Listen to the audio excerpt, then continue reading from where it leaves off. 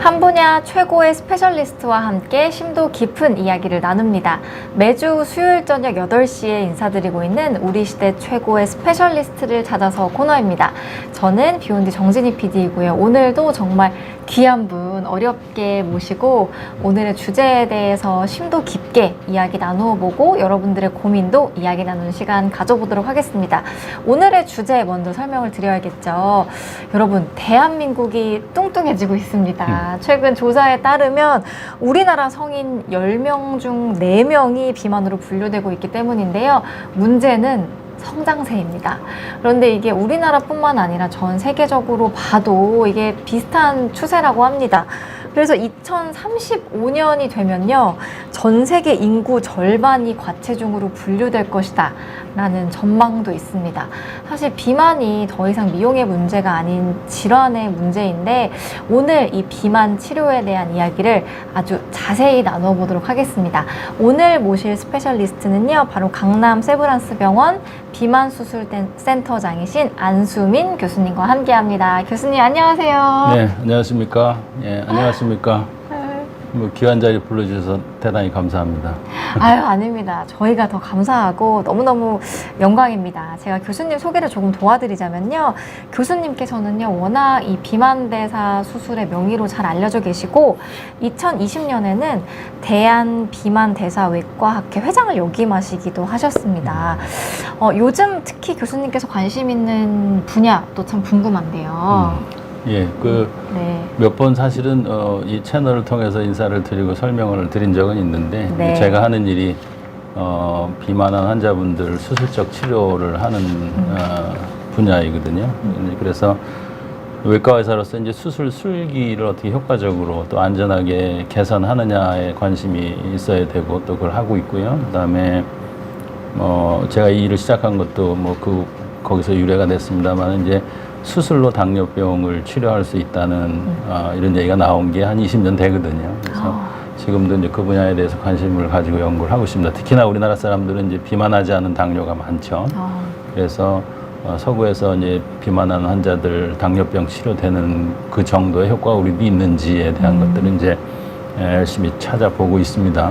현재까지 연구 결과는 매우 좋게 나오고 있습니다. 그리고 제일 중요하게 생각하는 것 중에 하나가 뭐냐면, 이 수술 치료를 받아야 됨에도 불구하고 그 필요성을 잘 못 느끼는 분들이 많습니다. 환자뿐만이 아니라 네. 사회나 그다음에 이제 정부 기관, 그리고 저 같은 의사도 마찬가지고요. 그리고 가족도 마찬가지입니다.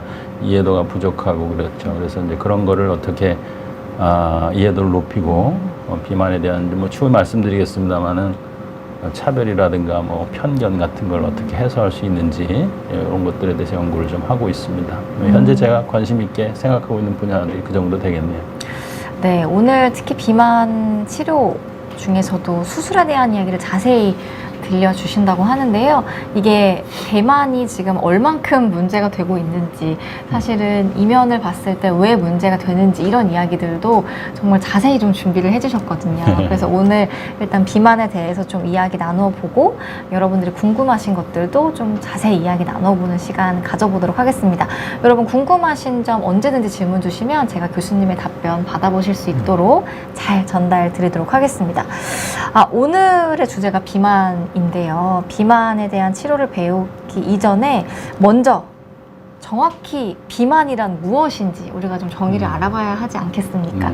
자료를 또 많이 준비해 주셨는데 네네. 비만의 정의를 좀 소개해 주세요. 아주 쉽게 생각하면 정상적인 부분보다 더 많은 양의 체지방이 축적된 상태, 이렇게 표현을 하죠. 근데 이제 사실 그 감은 좀 너무 광범위하고, WHO에서 이전 한 세대 전부터 주목하고 있던 게 뭐냐면, 비만이 이제 병이라는 그런 개념입니다. 무슨 얘기인 거 아니, 비만 그 자체로 끝나는 게 아니라 비만하면 같이 동반되는 합병증들이 심각한 것들이 많거든요. 단순히 생각하면 예를 들어서 제2형 당뇨병이라든가, 최근에 이제 암 같은 것도 연관이 깊은 걸로 되어 있죠. 그래서 그런 것들을 통틀어서 이 질병의 개념으로 보는 거죠. 그래서 그런 개념들이 좀 정립이 되고 있어요. 그래서 질병이라고 확정된 지는 한 20여 년이 지나고 있군요. 예, 그리고 이제 그래서 일단 우리가 기본적으로는 체지방이 많이 축적된 상태 정도로 이해를 하시는데 그 결과물은 질병이다라고 생각을 하셔야 된다는 게 이제 비만에 대한 정의라고 보면 되겠습니다. 그리고 명백하게 사실은 질병 코드도 부여가 되어 있거든요. 예, 그래서 국제질병분류 코드에는 266.01 이렇게 해서 병적인 비만 이렇게 분류가 되어 있습니다. 질병이라는 거죠. 굉장히 지금 중요한 말씀을 해주셨는데 비만은 질병이다. 코드도 분류되어 있는 질병이다라고 말씀 주셨는데 사실 우리 맨날 막 다이어트 달고 살기도 하잖아요. 그래서 그냥 언젠간 내가 조절하면 되겠지라고 생각하시는 경우가 많아서 이거를 질병이라고 인식하지 못하는 좀 분위기가 굉장히 만연해 있는 것 같습니다. 맞습니다. 그렇죠? 이게 질병으로 정의하는 이유도 조금 궁금합니다. 일단은 그렇게 생각해 보셔도 별로 없을 거예요, 그렇죠? 네. 오늘 처음 들으신 말씀일 수도 그냥 있고. 뭐 외적인 문제다. 우리 한번 볼까요? 미용적이나 체격에 문제가 있는 거. 네. 이거는 그냥 우리 외관입니다. 그런데 그 이면에는 비만과 연관된 합병증들이 쭉 있어요. 쉽게 얘기해서 아까 말씀드린 뭐 당뇨병이라든가 심혈관계통의 질환들, 고혈압부터 시작해서 뇌경색이라든가 심근경색 같은 것들이 항상 따라다니죠. 그리고 여성인 경우에는 뭐 연관시키기 참 어렵습니다만은 다낭성 난소증후군 같은 거에 의해서 불임 같은 것들 아주 심각한 문제거든요. 그리고 갑상선암이라고 또 뭐 유방암 같은 것들, 그다음에 췌장암, 대장암 등등 암 발생률이 굉장히 높고요. 그리고 비만한 경우에는 수술을 암을 해도 예후에 안 좋은 영향을 끼친다는 연구 결과들이 이미 오래전부터 다 나와 있습니다. 그래서 이런 거를 전체적으로 그림을 보면 비만 자체가 체격이나 체형의 문제, 미용적인 문제가 아니다는 거죠. 대사 질환을 항상 달고 다니고 그게 상당히 복잡하게 내분비 계통에 연관되어 있는 질병이라는 겁니다. 그래서 질병으로 정의를 하게 된 거죠. 이게 질병으로 정의된 거는 1991년도입니다. 그래서 WHO하고 NIH 두 개에서 이렇게 정의를 해놨죠. 우리나라에 이런 개념이 들어온 거는 사실은 2000년대가 넘어서 천천히 들어오기 시작했죠. 이게 사실 개념 자체가 좀 늦게 들어오긴 했네요. 교수님. 네, 맞습니다. 그런 이유가 사실 우리는 이렇게 그 당시에는 비만 유병률이 높지 않았어요. 그래서 관심 밖에 있었는데 최근에는 아시는 것처럼 비만 인구가 많이 늘었잖아요. 그래서 다시 말하면 비만 병을 걸린 환자들이 많이 늘어난 거죠. 뭐 좋지 않은 소식입니다만은 현실이 그렇습니다. 그렇군요. 최근에 이런 비만 환자들이 굉장히 많이 늘어나고 있고 이게 질병으로 분류되고 있는 만큼 이런 내용들을 좀 많은 분들이 아셨으면 좋겠다는 생각이 듭니다. 프랑스와 조스카님께서는 엄청 높네요. 이민영님께서는요, 비만은 아니지만 잘 들을게요.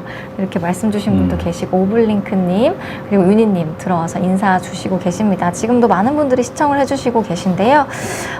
앞에서 잠깐 말씀드렸지만 비만 환자분들이 많이 늘어나고 있다라는 말씀을 주셨는데 도대체 비만으로 어떻게 분류를 하는지 먼저 설명을 주시면 좋을 것 같습니다. 정 PD님 날씬하셔서 이거 한번 구분해 본 적 없어요. 아마 여기 정상 체중에 속할 겁니다. 이 슬라이드 보시면 이 체질량 지수라고 그러죠. 여러 가지 툴을 써서 비만을 단계별로 분류를 합니다. 그 전 단계가 과체중이겠죠. 과체중 구간은 전 세계적인 기준으로 했을 때 체질량 지수가 30 미만입니다. 30 미만이 어느 정도 되냐면 키가 얼마인지 모르겠지만 165cm 정도 되는 여자분이면 80kg를 넘어가는 정도 수준에서부터 시작하는 구간입니다. 네. 계산은 체질량 지수를 키의 제곱으로 나누는 게 되죠. 남자로 따지면은 175cm 정도면 91, 2kg 넘어갈 때 비만이 되는 거고 그 비만의 과체중에서 비만이 되면 병으로 정의가 시작이 되는 겁니다. 왜냐하면 아주 급격하게 대사질환 유병률이 늘어나고 그로 인해서 사망률이라고 그러죠. mortality rate가 급격하게 증가하는 구간이 있습니다. 어느 국가나 똑같이 나오죠. 연구를 해보면. 그래서 그 구간을 병으로 정의를 하게 된 거죠. 그래서 1단계 비만이 이제 말씀드린 대로 체질량이 30 이상부터 시작하고요. 30. 네. 네. 그리고 50 올라가서 1, 2단계, 2단계, 3단계로 나누죠. 3단계는 소위 얘기하는 40 이상 고도 비만입니다. 직역, 시비어 오비시티를 직역을 해놨죠. 고도 비만.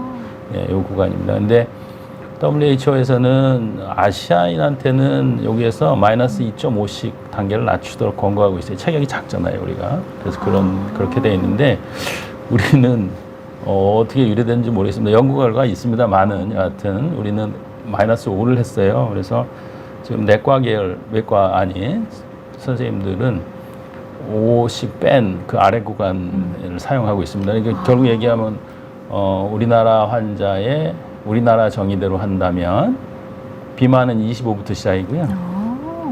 그거에 따라서 고도 비만도 35 이상으로 서양의 40보다는 5가 낮은 걸로 돼 있죠.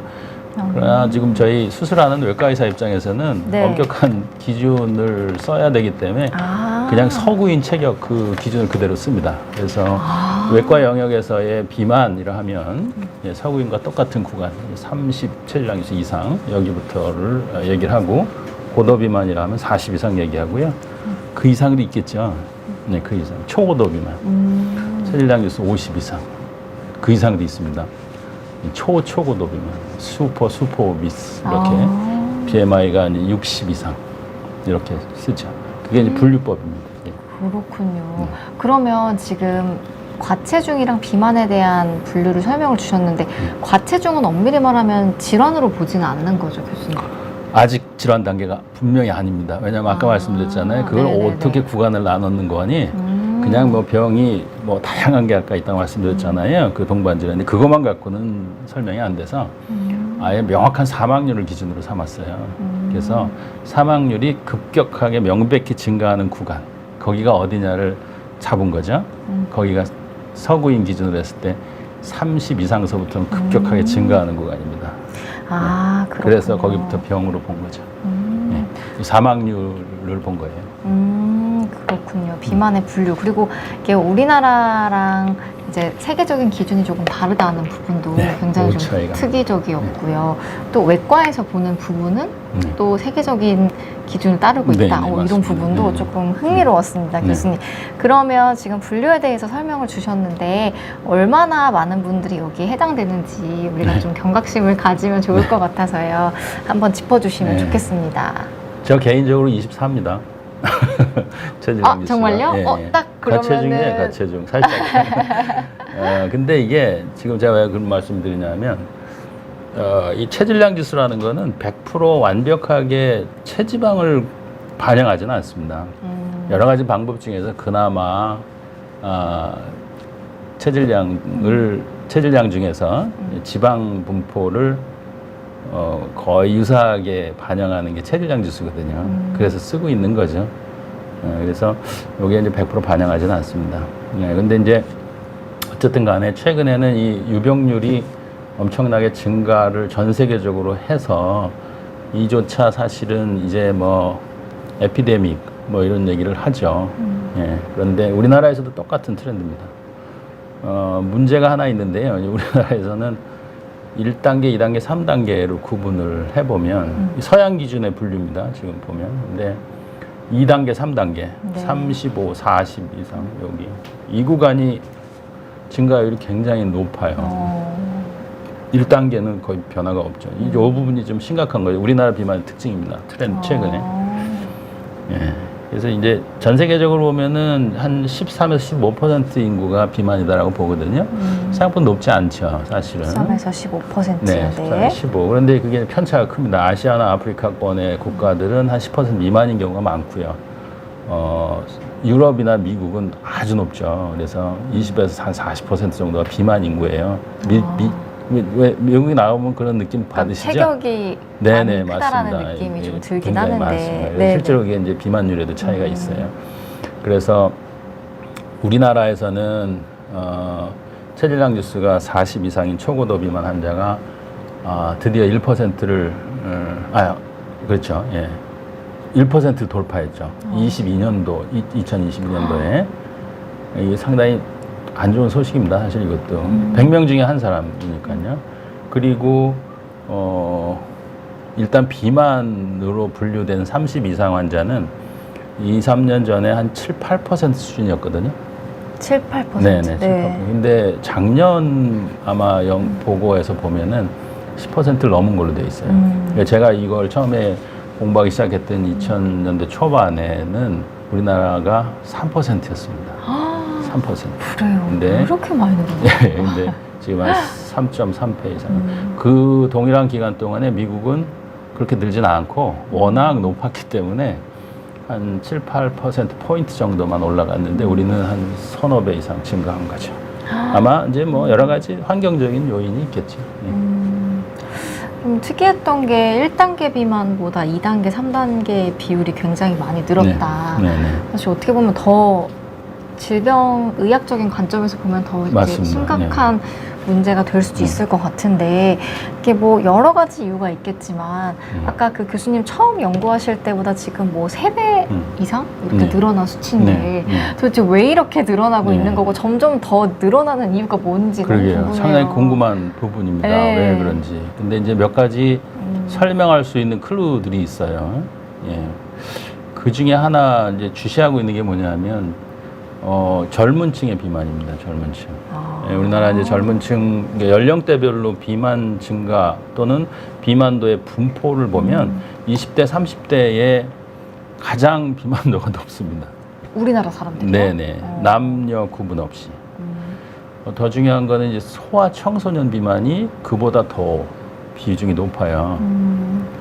그래서 성인의 비만 증가율보다 소아 비만 증가율이 훨씬 높습니다. 한 3배가량 높아요. 속도가 빠르고. 예, 그래서 그게 무슨 의미냐 하면, 이게 전체적으로 물론 수치도 전체 우리나라 인구의 비만율에 영향을 물론 주고 앞으로도 더 심해지겠죠. 그럼 그들이 자라나면. 그런데 더 중요한 거는 통계적으로 또 학술적으로 보면은 소아 청소년기의 비만의 80%는 성인에서도 그냥 비만으로 갑니다. 그리고 일찍 시작하면 할수록 비만도는 더 높죠. 하나 상상하실 수 있을 거예요. 그렇다면 동반질환도 빨리 생기겠죠. 동반질환. 그러면 그 유병 기간이 또 길어지는 네, 동반질환도 빨리 생기고 그 중증도도 빨리 진행합니다. 그래서 지금 말씀드린 그런 그 유병률 증가의 원인이 그런데 직접적으로 있고요. 또 그게 심각한 이유는 일찍 젊은 층과 소아청소년 비만이 늘어나는 것이 향후에 굉장히 부담으로 다가올 거라는 거죠. 근데 이게 어렸을 때 비만이 생기면 저는 성인 비만으로 이어질 확률이 80%라고 하니까 사실 이게 저는 좀 심각하게 들리기는 했거든요. 뭐 과거에는 뭐 어릴 때 살은 키로 간다 이랬잖아요. 네네네. 그거는 이제 좀 맞지 않는 얘기죠. 근데 요새 막 뭐 뉴스나 뭐 네. SNS 보면 초등학교 친구들이 네. 막 마라탕 먹고 탕후루 먹는다 네네. 이런 말들이 막 되게 네. 유행어처럼 돌아다니더라고요. 이게 네. 먹는 게 아무래도 좀 맞습니다. 유전적인 요인하고 네네네.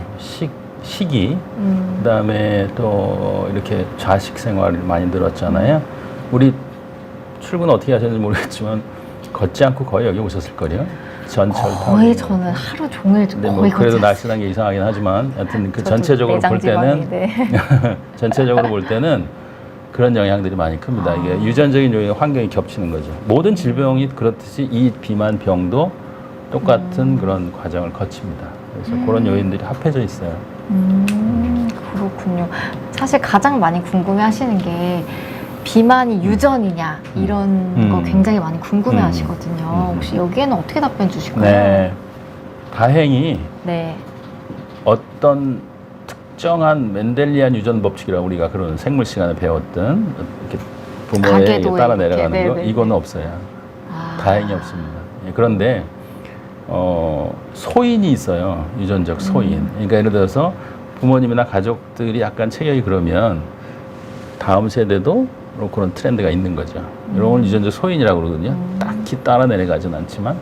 그래서 그런 것들이 유전적 소인이 있는 게 환경 요인이나 이런 거랑 겹치면 이제 병이 발현을 하게 되는 거죠.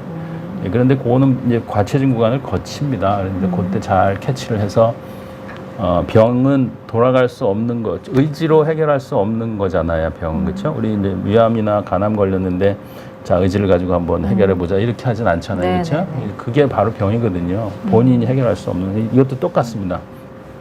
그 구간이 있어요. 그래서 아까 말씀드린 사망률로 정하긴 했으나 돌아가지 못하는 거죠. 돌아가지 못하는 치료가 필요한 구간. 예, 그렇게 되는 거고요. 재밌는 거는 이제 비만인 자녀들을 보면 네네. 부모가 비만일 확률, 부모님이 네. 90% 됩니다. 예, 이제 그게 이제 우리가 쉽게 얘기하면 유전적 소인이라는 거죠. 그렇군요. 예, 그러나 딱히 멘델리안 유전 법칙을 따르지 않는다. 다행히 있죠. 예. 어떤 유전자가 들어있진 않지만 대부분 같이 강력하게 공유하고. 관여하는 유전자가 있기는 한데요. 네네네. 그게 따라다니지는 않습니다. 공유하는 경우가 대부분이라고 하니까 사실 가족 간의 영향이 좀 매우 맞습니다. 큰 질환이다. 잘 우리가 아실 이렇게. 거예요. 식생활도 같고 이런 환경적인 영향도 있고 그렇죠. 그렇군요. 유전은 공유하고 환경적인 공유하고 그러니까 네. 예, 그렇습니다. 예. 네. 그리고 지금 많은 분들이 질문 주시고 계신데 저희가 질문은 잘 한쪽에 정리해두고 있으니까 잠시 기다려주시면 감사드리겠습니다. 그리고요, 교수님 아까도 잠깐 언급을 해주셨는데 이제 사실 딱 우리가 뭐 미국이나 이런 데 사진을 보면 훨씬 더 좀 체격이 크신 분들이 많잖아요. 그러면 상대적으로 우리나라만의 또 어떤 비만의 좀 특징이 있을 것 같아서 네네. 그런 것도 좀 궁금하더라고요. 예. 우리나라 비만의 특징은 아시아권 비만이라고 폭넓게 판단하시면 됩니다. 근데 아시아권 비만은 체형의 서구인이랑 좀 다르고 민족적 특징이 좀 다르죠. 우리가 일견 봐도 그렇지 않습니까? 근데 가장 큰 특징은 같은 체질량 지수인 사람을 놓고 보면 내장 지방이 월등히 많습니다. 내장 지방이 네, 더 많아요, 우리나라 사람들이. 네, 그래서 우리도 마찬가지죠. 그래서 그게 원인이 돼서 내장 지방이 하는 일이 많거든요. 물론 안 좋은 일을 합니다만 대사 기능을 망가뜨리는데 1등 공신이죠. 그래서 범인이죠, 사실. 그래서 제2형 당뇨병, 고혈압, 뭐 등등등 심혈관계통, 그다음에 뭐 암발생 아까 말씀드린 이런 거에 관여하는 여러 가지 호르몬들이 많이 나와요. 그래서 그거를 가장 큰 차이점으로 봅니다. 비만도와 유병률 자체가 다 낮으나 서구인에 비해서 동반 질환의 유병률과 동일한 기준으로 했을 때 동일한 체질량이 있어요. 유병률과 심각성은 우리가 더 훨씬 높습니다. 예를 들면요, 네. 제2형 왜 그런 당뇨병이 거예요? 네. 동일한 체질량 지수를 놓고 봤을 때 서구인보다 우리가 월등히 높아요. 마른 당뇨 이런 얘기 들어보셨죠? 네. 그렇게 비만하지 않음에도 불구하고 당뇨병 일찍 발현하고 속도 굉장히 빨리 악화되고 췌장 훨씬 빨리 망가지고 그렇죠. 예, 그래서 그런 특징이 있어요. 덜 비만함에도 불구하고 대사 질환의 유병률과 진행 속도 빠르다 이런 얘기죠. 저 이런 얘기 들어본 적 있는 것 같아요. 우리나라가 되게 인종적으로 당뇨에 취약하다 이런 얘기를 들어본 적이 있는데 이게 좀 약간 일맥상통하는 맞습니다. 것 같기도 네, 합니다. 맞습니다. 예, 우리랑 일본, 네네. 중국이 공유하고 있는 특징이고요. 인도 분들이 심하고 중동도 좀 심하고 그래서 요 아시아 계열이 좀 심한 것 같아요. 와, 이게 너무 슬픈데요. 겉으로 보이는 게 중요한 게 아니라 사실은 네. 내장 지방이나 어떤 질환의 유병률은 네. 우리나라가 훨씬 더 높다고 하니까. 체격이 서구인에 비해서 작은 것도 억울한데 네. 대사 질환은 더 많이 생겨요. 와, 뭐 좋은 것도 있겠죠. 뭐. 그럼요, 교수님. 우리가 왜 인바디 같은 거는 네. 흔히 측정할 수 있잖아요. 그러면은 사실 그 체지방 자체도 중요하지만 내장 지방 이런 걸 좀 잘 봐야겠네요. 네, 그렇죠. 예. 이제 뭐 저희 환자분들 만나고 그러면은 체질량 분석을 해보죠. 근데 통계적으로 비교를 해보면 네네. 서구인과 구성 자체가 완전히 다릅니다. 그래, 어떻게 네네. 달라요? 체질량 네. 지수에 비해서 동일군을 네. 놓고 보면은요, 대사질환 개수, 또 진행 정도 심하고, 그 백그라운드에는 분석기에서 나오는 거 보면 이제 그 근육량 작고요. 그 다음에 체지방이 차지하는 비율이 굉장히 높죠. 예. 그래서 일단은 가장 중요한 거는 그 내장 지방으로 설명을 많이 합니다. 내장 지방의 네. 비율이 높다. 네, 이거 네. 너무 억울하죠. 너무 억울하고 슬픈 이야기인데 여러분들 그 BMI 네. 그 인바디 같은 거 한번 재보실 때 그 내장 지방이 얼마나 되나 이런 거 한번 체크해 보시면 좋겠네요. 네. 사실 저도 그 BMI는 굉장히 낮은 편인데 체지방률이 30%가 넘거든요. 그 막 말씀하셔도 돼요, 이런 데서 공개적으로. 네. 그러니까 딱 전형적인 우리나라의. 그러니까 나도 최진환 교수를 얘기해 버렸네. 네. BMI는 되게 그것만 보면 되게 뭐 겉으로 봤을 때는 마른 사람처럼 보이지만 네, 지방이 굉장히 많은 저와 같은 비슷한 분들이 굉장히 네. 많은 게 우리나라의 네. 특징이라고 또 말씀 주시니까 아 이거 좀 경각심을 가져와야겠습니다. 네. 그러면 우리나라의 어떤 특징, 사실 어떻게 보면 조금 더 적극적으로 치료를 해야 될 것 같은 느낌이 좀 들기도 합니다. 유병 기간이 길고 진행 속도가 높다라고 말씀을 주셨으니까, 비만은 치료가 필요한 질병이잖아요, 교수님.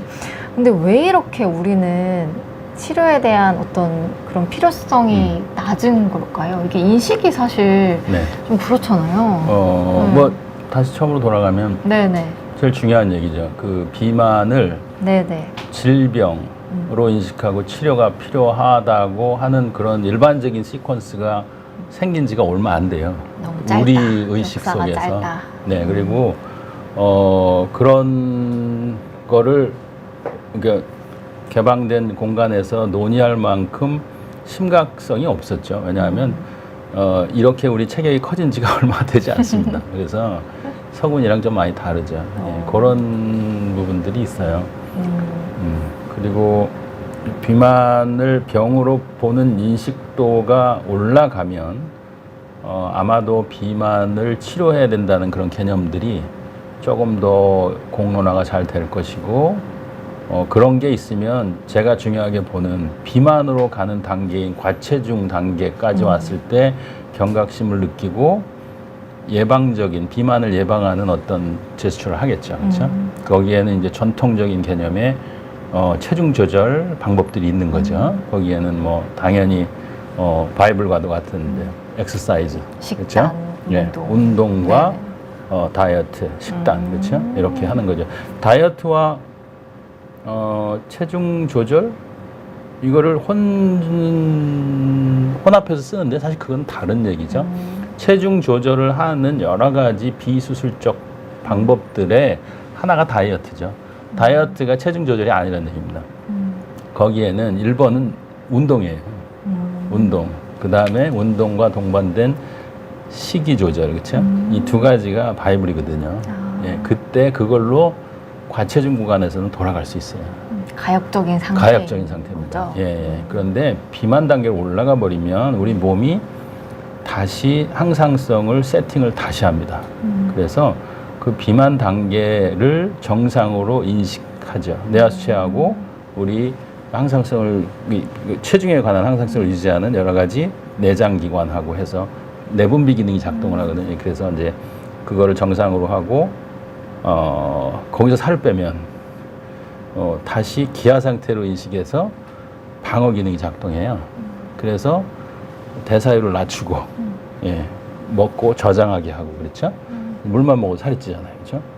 예, 그렇게 되고 그게 이제 불가역적으로 변하는 거죠. 예, 그래서 다음에 또 기아 상태가 될 걸 예측을 해서 요요가 생길 때는 이전보다 더 올라갑니다. 미리 대비해요. 그래서 요요가 생기면 생길수록 체중은 더 올라가는 겁니다.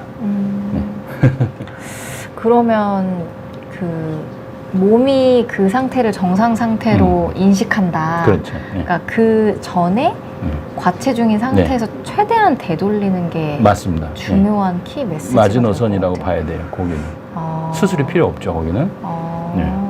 그러면 사실 어떤 질환으로 인식되는 비만인 상태에서는 개인의 의지만으로 다이어트를 하는 게 훨씬 더 어려운 문제가 될 것 같아요. 그렇죠. 예, 그거는 개인의 노력으로 될 수 있습니다. 그 될 수 있다는 게 뭐냐면 체중은 뺄 수 있어요. 예, 강하게 마음을 먹고 운동과 다이어트를 비만인 구간에서 해서 뺄 수 있습니다. 어떤 분들은 뭐 어우 저게 가능할까 싶은 분들은 빼잖아요. 주변에서 보시지 않습니까? 그런 거? 있죠. 그런데 그분들이 유지하는 거 보신 적 있어요?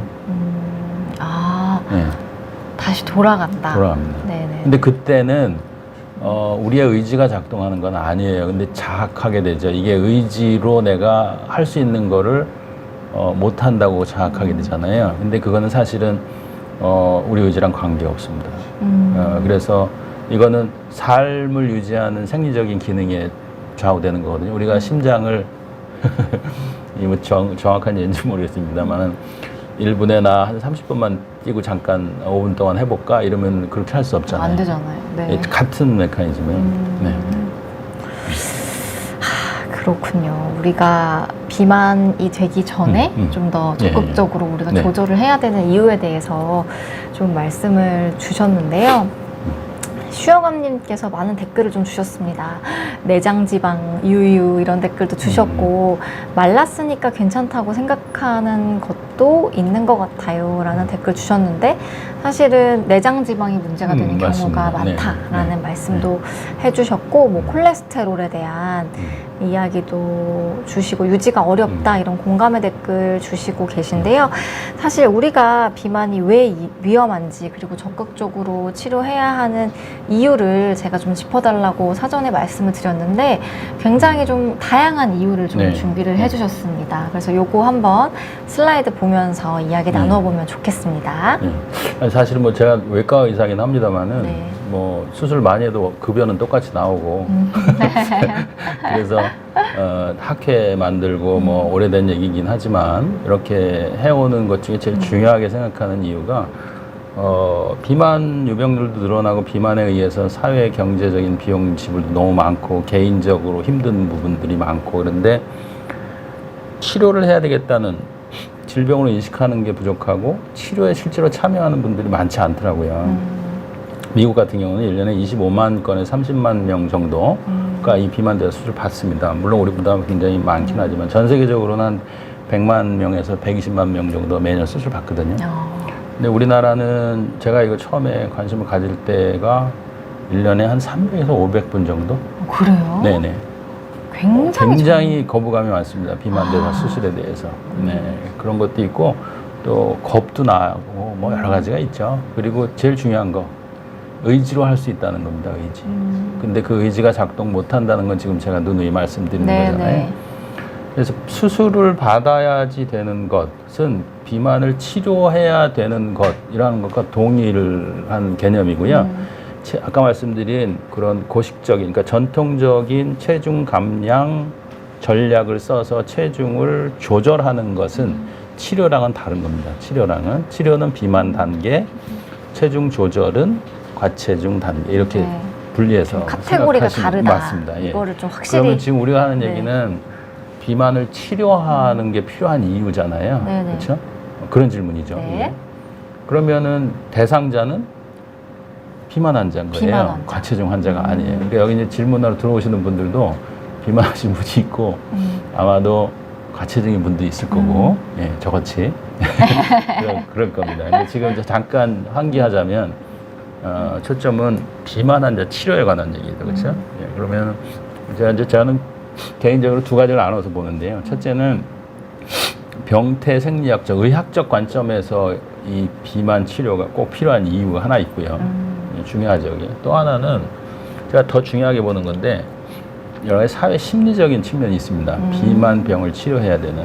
이거는 사실 우리나라 보험 규정에도 따로 나와 있지도 않고 의학적으로 많이 논의되지 않은 부분인데 최근 한 5년 정도 돼서 세계적인 학자들의 그런 모임들에서 많이 나오는 얘기거든요. 더 중요하거다, 이게. 그래서 저도 관심을 갖고 있습니다. 먼저 하여튼 간에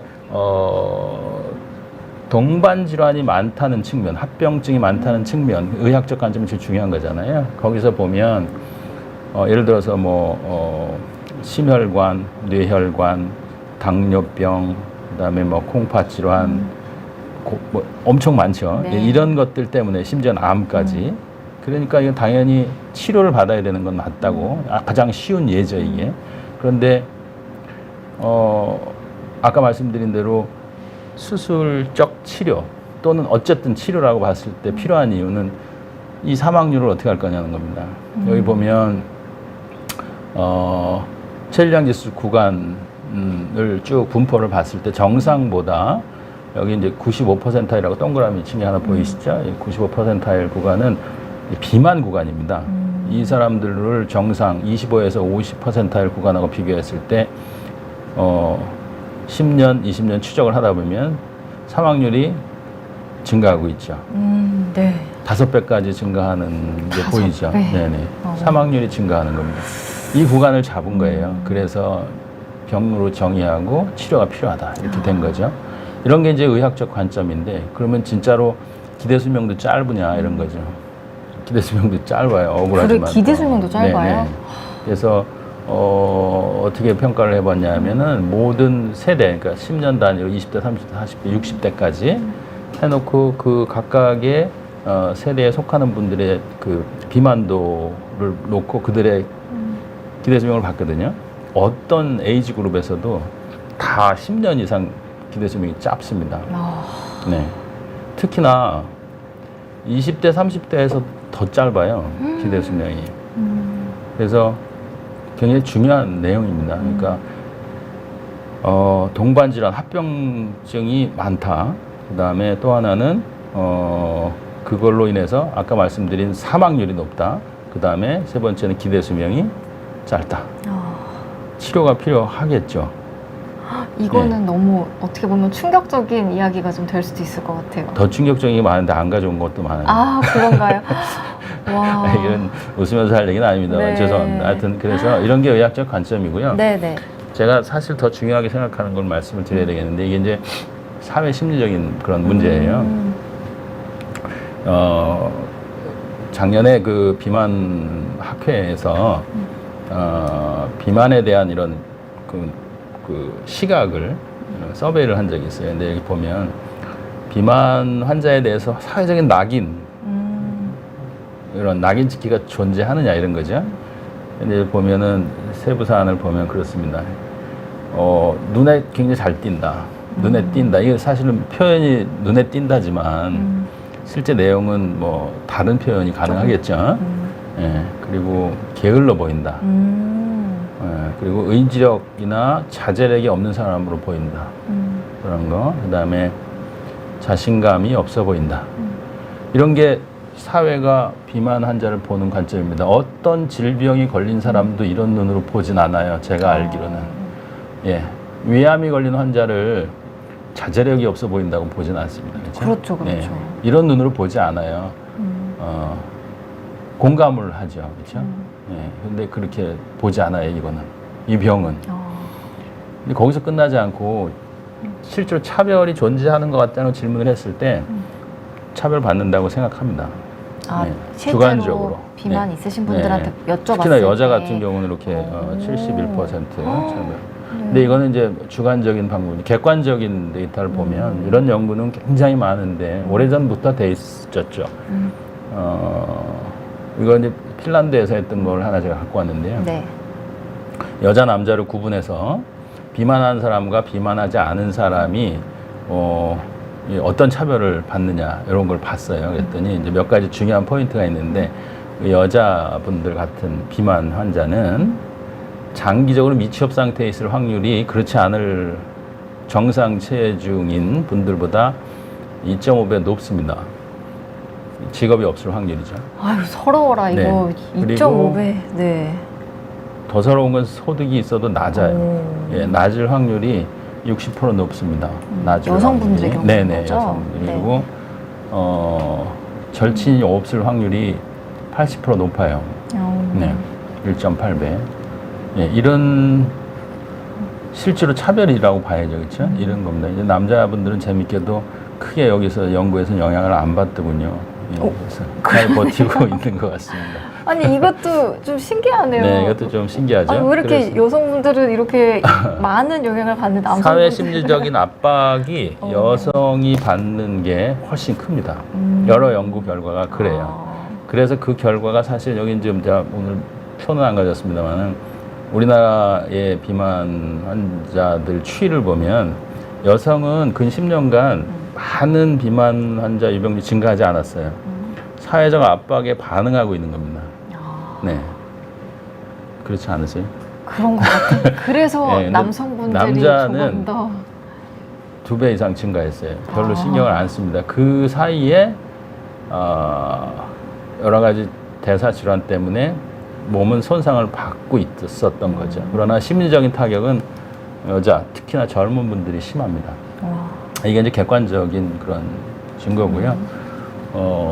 최종적으로는 이제 더 심각한 일이 하나 생기는데, 이런 사회적인 낙인 찍기라든가 그다음에 뭐 편견 같은 거를 오래 겪다 보면 외부가 나를 보는 그런 잘못된 시각을 내면화하죠.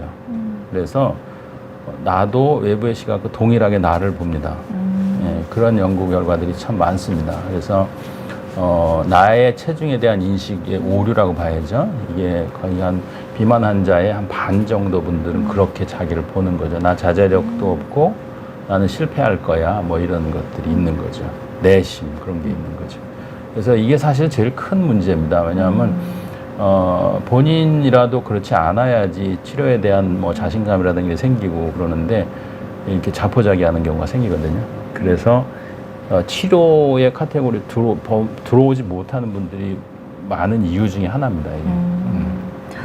와, 아까 그 연구로 좀 미루어 봤을 때 여성분들이 좀 더 사회적인 압박이나 그런 차별을 조금 더 많이 받고 있었잖아요. 네, 네. 여성분들이 조금 더 이런 부정적인 내면화를 갖고 있지 않을까 이런 걱정도 좀 네, 듭니다. 맞습니다. 네, 네, 네. 그리고 이거는 사실은 젊은 분들을 떠나서 네네. 이제 청소년한테 문제가 되는 얘기인데요. 우리 청소년들이 학업 성취도가 많이 떨어집니다. 지금 우리 좋아하는 OECD 통계인데요. OECD 통계를 쭉 보면 뭐 우리나라도 포함되어 있습니다만은 그 각각의 그래프 3개씩 묶음이 되어 있는 거는 각 나라의 비만도에 따른 학업 성취도 그래프인데요. 보면은 비만한 환자일수록 모든 나라의 청소년들은 다 학업 성취도가 이렇게 낮습니다. 서러운 또 네. 결과가 학교를 잘 안 가요, 첫째는. 예, 이런 편견과 차별 때문에. 그리고 그 학령기에 있는 동료들로부터 분리되죠. 그러니 공부를 잘할 수가 없고요. 또 자존감 떨어지고 자신감이 많이 떨어집니다. 그리고 최근의 연구로 보면은 비만 자체의 내분비 기능 때문에 뇌 기능에 저하가 있다는 보고들이 좀 아주 뭐 좋은 저널들에 많이 나오고 있어요. 그조차도 사실은 억울한 건데 그런 영향들이 있습니다. 그래서 여러 가지 그런 의학적인 심리적인 요인들 때문에 학업 성취도까지 떨어진다는 건 좀 충격적이죠. 그래서 결국은 높은 교육 수준이 어렵다, 취업에 불이익을 받는다, 임금 수준도 낮다, 뭐 사회적인 압박이 심하니까 거기 반응하다가 지쳐서 정신과 약을 먹게 되고, 그렇죠? 그다음에 장기적으로 노출되면 이제 내면화 과정을 거쳐서 아예 악순환에 들어가 버리는 이런 것들이 있는 거죠. 근데 이게 제가 이거 얘기하면 악플 많이 들릴 수도 있을 것 같은데 저 아니면 할 사람이 없어서 제가 계속 얘기를 하는데요. 알아야 될 내용입니다. 네, 그리고 한번 짚어주시죠. 공론화 시켜야 될 내용이기도 하고요. 네. 사실은 뭐 아까 말씀드렸지만 한 5년 정도 전부터는 서구에 우리 저랑 같은 일을 하는 학자들은 이미 이제 이런 포럼을 만들어서 이미 공론화장으로 나와 있어서 이 얘기를 계속 합니다. 그래서 환자들을 체근하는 게 아니고요. 환자들한테 가지고 있는 이런 시각을 없애자는 그런 운동들을 하고 있는 거죠. 거기서부터 시작해야 되거든요. 예. 근데 우리는 언론, 정부기관, 심지어 가족, 여기에 대해서 인식이 별로 없죠. 이런 거에 대해서. 네. 병으로 인식하고 도와줘야 되고 지지해야 된다는 인식이 별로 없습니다. 네. 그렇군요. 사실 비만이 의학적인 내용뿐만 아니라 사회 심리학적으로도 굉장히 좀 치료가 확실하게 필요한 질환임에도 불구하고 그런 인지도가 굉장히 낮은 질환이다라는 설명을 계속 좀 반복해서 주시고 계십니다. 여러 가지 생각보다 좀 어떤 자신감의 문제라든지 실제로 차별로 이어지는 문제들이 있다고 하니까 조금 더 와닿는 부분들이 많은 것 같은데요. 치료에 대한 이야기로 넘어가기 전에 많은 분들이 댓글도 주시고 질문도 주셔서 조금 나누어 보고 치료에 대한 부분 넘어가면 좋을 것 같습니다. 저기 27세. 네, 주영진님 질문 먼저 한번 볼게요. 교수님. 저게 눈에 띄네요. 네, 27세 아들이 키 171, 체중 120kg인데 이제 10월 달에 마운자로 먼저 시도해보고 실패하면 비만 수술을 네, 저게 눈에 가요. 띄긴 하는데요. 예. 죄송하지만 말씀드리기 예. 죄송합니다. 이 뒤쪽에 제가 설명을 좀 드릴 내용이 있어서 그거를 보여드리고 나서 답을 또 따로 하면 괜찮을 것 같습니다. 네, 네. 그럼 비만에 대한 약물에 관한 얘기입니다. 그렇죠? 예, 약물에 대한 마운자로 말씀이신데 그러면 그런 질문들은 조금 나중에 받고 다른 질문 먼저 제가 한번 데이터를 좀 보여드리고 나서 예. 좋겠습니다. 그렇게 해보도록 하겠습니다.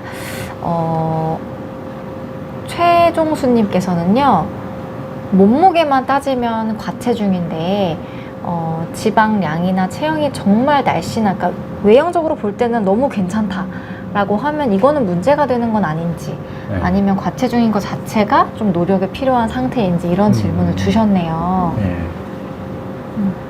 과체중인데 지방량이나 체형이 날씬한 느낌이면 말씀이 약간 좀 제가 이해가 안 되는 부분이 있긴 합니다만 일단은 과체중 정도로 이해를 하겠습니다. 네. 그리고 인바디 결과의 그 바디 컴포지션도 괜찮은 거 그 정도잖아요. 근데 과체중이면 아까 말씀드렸지만 위험 구간인 거죠. 그래서 지금 말씀드리는 치료의 영역은 아닙니다. 치료의 영역은 아니고 조절을 해야 되는 구간이거든요. 그렇다면 이제 작동을 잘 하는 전통적으로 쓰는 운동량과 식단의 식이요법 요 두 가지 정도 하면은 돌아가실 수 있고 정상으로 그리고 그걸 유지할 수 있는 구간이거든요. 그래서 뭘 좀 하시는 게 좋겠어요. 안 그러고 저 구간을 지나잖아요. 연세가 어떻게 되실지 모르겠지만 그러면은 비만으로 인한 대사질환들을 가진 이제 비만병의 범주에 속하게 되잖아요.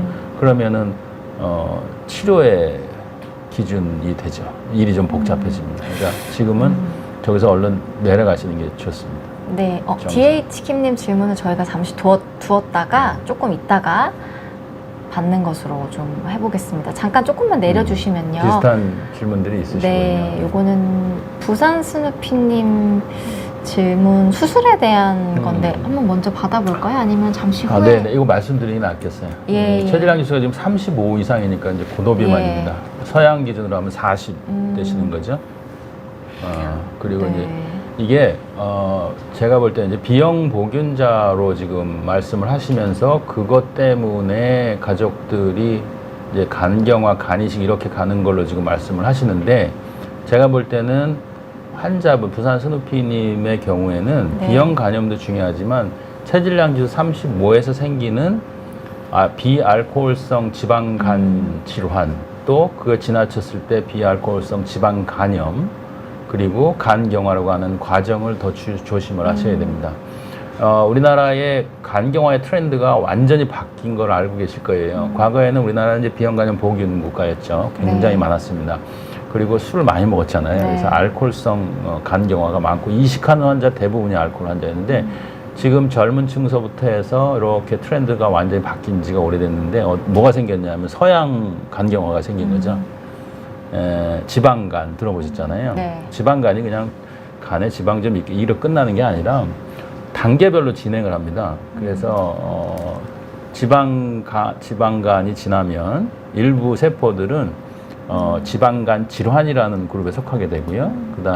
그 다음 변화는 지방간염이 단계가 되는 거죠. 간염의 다음 단계는 간경화인 건 아시잖아요. 네. 그래서 그런 과정을 더 걱정을 하셔야 되는 거죠. 근데 겹쳐 있잖아요.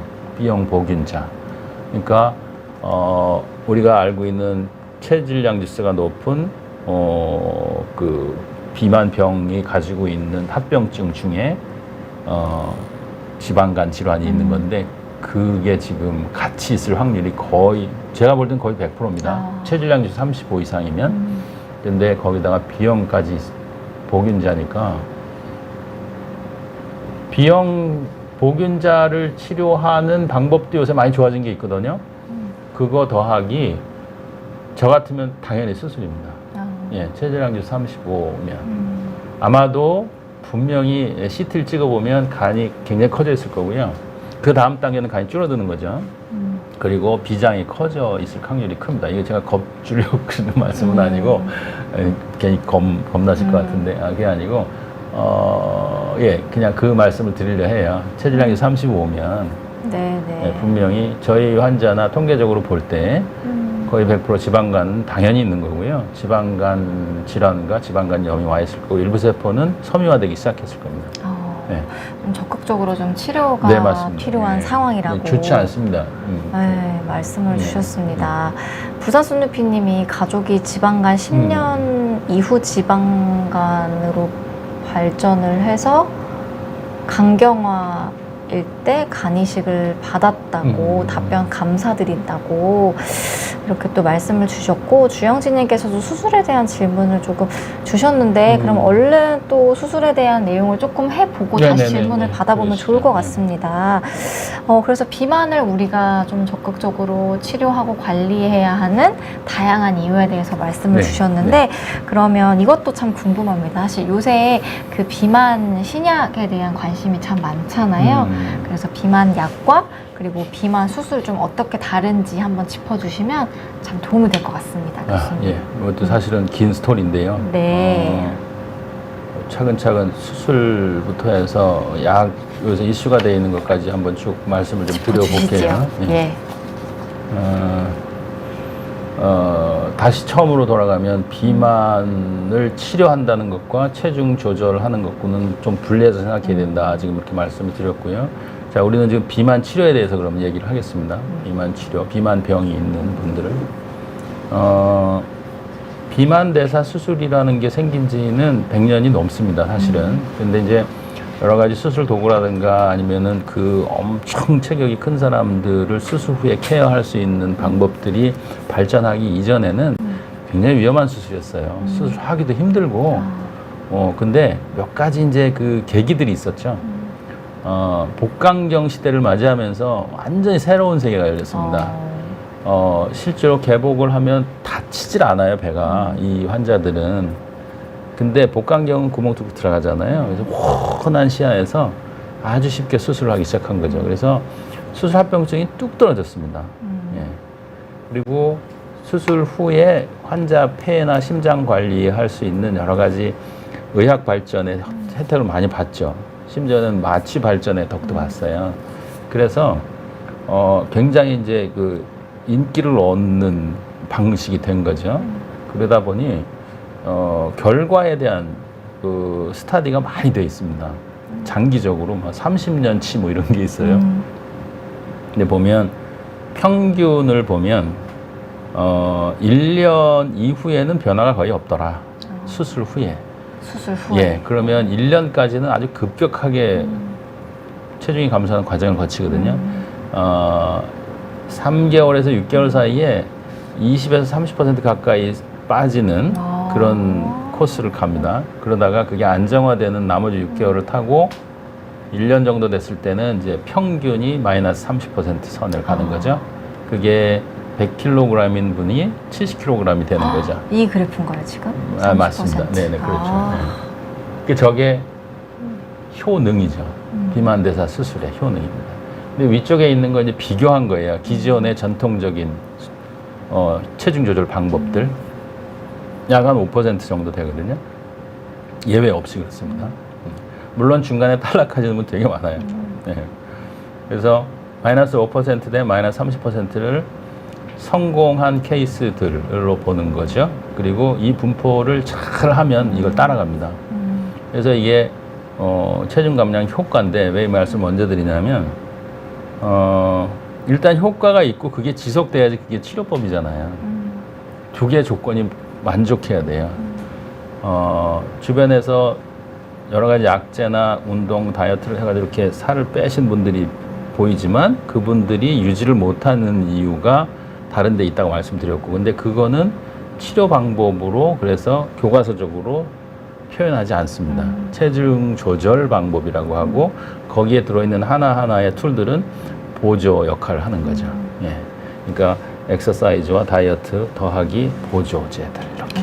그러니까 나중에 더 말씀드리겠지만 지금 우리가 매스컴이나 혼용해서 쓰고 있는 비만 치료제라는 거 있죠. 네, 약을 네. 얘기하잖아요. 네. 그거는 학술적으로는 쓰지 않는 말입니다. 아. 예, 치료제라는 건 없어요. 예, 비체중 조절 보조제가 명확한 텀입니다. 교과서적인 텀이에요. 네, 근데 이제 우리 신문이나 방송에서는 관심을 끌기 위해서 비만 치료제 이렇게 하잖아요. 그러면 어떤 혼선이 올 수 있죠? 효과와 그 지속성에 대한 담보가 되는 혼선을 일으키는 거죠.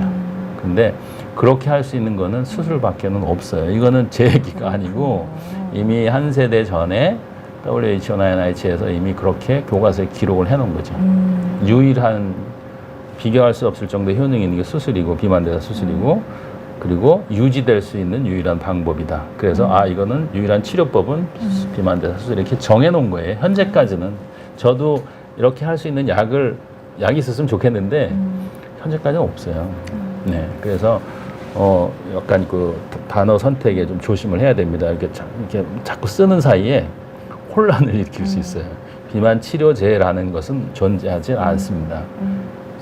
체중 감량 보조제가 있을 뿐이죠. 그래서 이제 두 가지가 이렇게 돼 있는 거고, 저 네. 내과적 강화요법에는 어떤 것들이 들어가 있는 거죠? 운동, 네. 그다음에 프로그램화된 운동, 그다음에 다이어트, 칼로리 제한, 그리고 약제 다 들어가 있는 겁니다. 그걸 조합을 해서 1년을 끌고 가는 거예요. 외래 계속 환자들 불러서 괴롭히면서 모니터링 하면서 그래서 보니까 평균 마이너스 5% 빠지더라는 거죠. 수술은 하고 3, 4일에 퇴원하면 저 코스를 따라가는데 물론 관리를 하긴 합니다. 수술도. 그런데 두 개의 명확한 효과 차이, 효능이라 하는 차이가 있는 거죠. 자, 근데 그러면 이런 차이가 있고 이게 이제 지속되느냐 얘기를 했잖아요. 지속되느냐. 이 두 개를 비교하면 지속성에서 이렇게 차이가 납니다. 지속성이 담보가 돼야지 그것이 치료로서 공인을 받는 거거든요. 최소한 5년 이상 돼야지 됩니다. 이제 보면 아래 노란 선은 체질량 체중 감량 정도의 수술 이후의 변화인데요. 1년에 아까 말씀드린 마이너스 30% 선이 있고 그게 쭉 진행을 하는데 변화가 없이 그냥 계속 가죠. 5년 이상 이렇게 네. 합니다.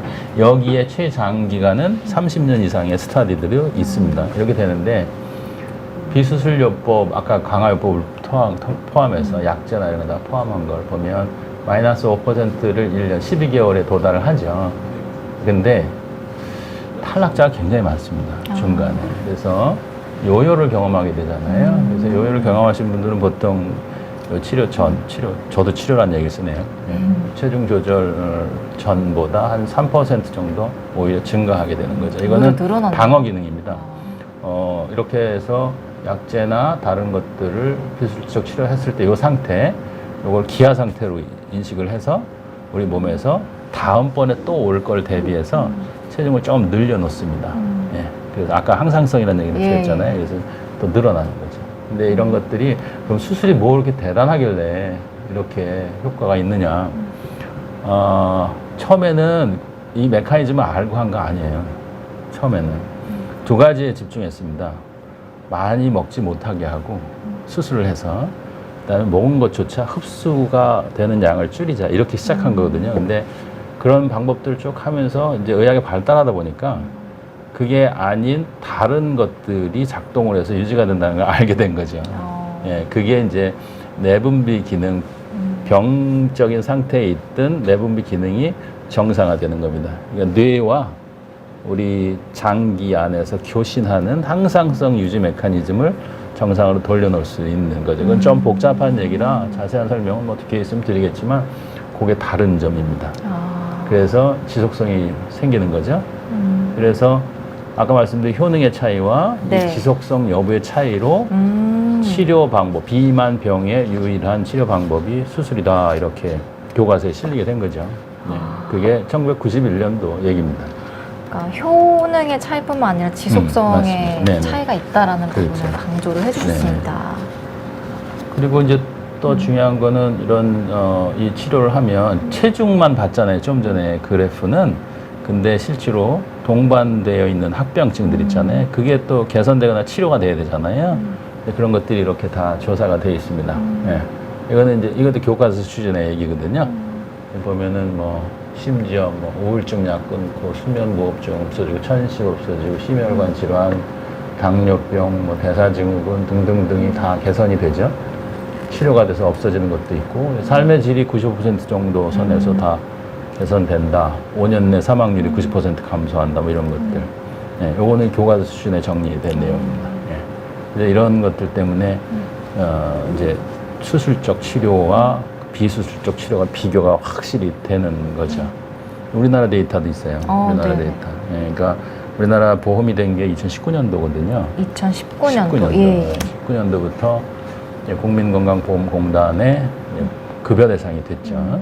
그래서 지금 이제 5년째 끌고 오는데 중간 데이터를 뽑아서 한번 리뷰해 본 거거든요. 지금 보험이 시작되기 전 2018년도에 한 500건 정도 됐었죠, 1년에. 그게 한 4.5배 정도 늘었습니다. 많이 늘어났네요. 그래서 지금 근데 뭐 확 늘질 않아요. 예상했던 거는 저보다 좀 더 많이 늘 거로 했는데 늘지는 않더라고요. 이해도가 아직은 그렇게 높지는 않은 것 같습니다. 이거는 경제적인 면이 해소가 돼서 늘어난 수치로 봅니다.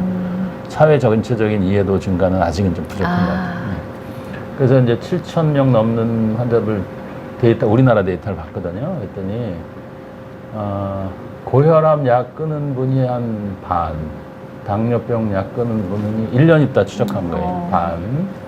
고지혈증 약 끊은 거 한 반 정도. 이렇게 이런 분들이 아까 그 이전 보여드렸던 그 그림이랑 좀 비슷합니다. 그리고 이제 궁금해하는 합병증도 주요 합병증을 뭐 30일 이내에 생긴 일을 우리가 이벤트를 체크하거든요.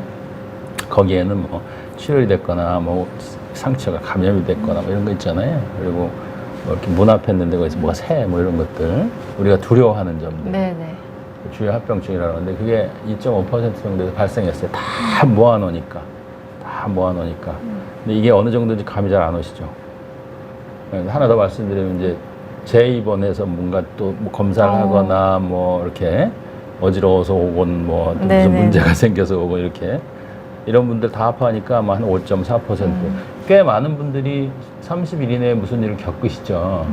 근데 전체 외과, 우리 외과에서 하는 메이저 서저리라고 그러죠. 주요 수술보다 훨씬 낫습니다. 아, 그런가요? 합병증. 예.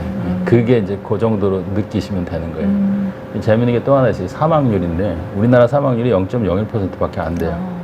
국제 통계는 0.3%고 최근에 보니까 0.1% 보고가 나오고 있더라고요.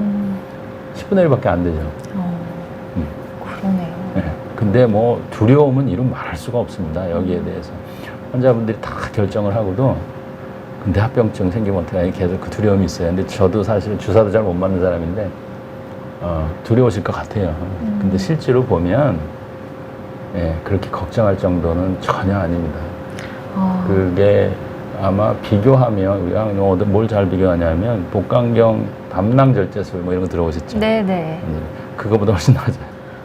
근데 사실 조금 이 비만 수술의 허들이라고 하면 유난히 좀 두려움이 큰 것 같기도 맞습니다. 하거든요. 그래서 뭐 저도 검색을 해봤더니 뭐 죽을 각오를 하고 내가 수술을 하고 오겠다. 그러니까 이 정도로 좀 표현을 하시는데 사실 실제로는 그렇게까지 뭐 위험하지는 않다라는 말씀이시죠? 그게 어느 나라나 그런 과정을 거쳐요. 사실 미국에서도 그렇고 유럽 국가에서도 그렇고 이런 어떤 이벤트 같은 것들이 있어가지고 그게 증폭된 예들이 항상 있어요. 전에 우리 좋아하는 유명한 가수 한 분 사고가 여기에 연관이 돼 있다고 한번 매스컴에서 대대적으로 보도가 된 다음에 저기 보이던 수술 건수가 5분의 1 뚝 떨어진 적이 있습니다. 몇 년간. 아, 그래요? 네네. 근데 사실은 뭐 공식적인 거는 직접 연관이 있는 거는 아니었고요. 지금 우리가 하는 수술과는 또 완전히 다른 그런 방법이고 지금은 없어지는 그런 방법이죠. 예, 그런 거였는데 우리가 너무 가십을 소모했습니다. 매스컴에서. 그래서 그 당시에 제가 보고 있는 거는요. 그 당시에 그렇게 가십을 소모하면서 그 두려움 때문에 수술에 들어오지 못하고 지내다가 다른 합병증으로 안 좋은 일이 생긴 환자분들을 모아놓으면 굉장히 많을 거거든요. 그분들에 대한 거는 저는 그렇게 우리가 그 가십을 만들고 소모했던 우리 모두 책임이라고 생각해요. 네. 그런 음지가 있습니다. 근데 실제로 데이터를 보면 저런 거죠. 굉장히 과장이 돼 있죠. 수술이 쉽거나 안전하고 뭐 이런 간단한 이런 거는 아닙니다. 근데 워낙 어려운 수술이었어요. 너무너무 큰 환자를 수술하니까 180kg 막 이러니까 진짜로 비만하신 분들은. 근데 그러면서 너무 발달을 한 거예요. 수술 기법이라든가 케어하는 방법들이. 그러다 보니 일반적으로 외과에서 하는 일반적으로 메이저 서저리를 넘어서 버렸어요. 그래서 그 결과가 저렇게 나옵니다. 예. 너무너무 고생들을 많이 하신 거죠. 거기에 관련된 분들이. 그리고 또 하나는 이건 좀 뭐 다른 얘기지만 비만대사외과 학회 아까 말씀 잠깐 하셨잖아요. 거기에서 이런 걸 방지하기 위해서 저 보험 시작하기 전에 인증제도를 강력하게 만들었어요. 그래서 미국 기준 똑같이 들여왔었고 그보다 더 심하면 심할 정도로 들어왔습니다. 그래서 외과 의사 이거 수술하시는 분 개인 인증, 그다음에 코디네이터 인증, 그다음에 기관 자체 인증. 그래서 3개 인증 제도가 돌아가요. 저렇게 엄격하게 하니까 정부에서는 저거 손대고 있는 부분은 아닙니다만은 학회에서 저걸 한 거죠. 그래서 굉장히 엄격하게 돌아갑니다. 그러다 보니 저런 좋은 결과들이 나오고 있죠. 그러니까 조금 마음 놓고 하셔도 됩니다. 그냥 조금 자신 있게 말씀드려도 될 것 같아요. 네. 그렇군요. 비만 수술에 대한 효과와 그리고 합병증에 대한 부분 짚어주셨고 또 약물에 대한 부분도 좀 비교를 해주셨잖아요. 약물 얘기는 조금 더 있는데 예. 말씀을 드려도 될까요? 네, 네, 그럼요. 아까 저기 질문도 있고 그래서 네. 이거를 좀 말씀드리고 가겠습니다. 약물은 뭐 향정신성 약물부터 해서 최근에 이슈가 되고 있는 그 글루카곤양 펩타이드 수용체 작용제, 말이 좀 어렵죠? 그 삭센다 많이 들어보셨죠? 네. 그런 게 지금 아마 아주 이슈 메이킹을 하고 있을 거예요. 그렇죠? 대표적인 체중 조절 보조제입니다. 우리가 비만 치료제라고 매스컴에서 나오고 있는 잘못된 텀을 쓴다고 말씀드렸죠. 예, 그거의 명함을 잠깐 좀 말씀을 드릴게요.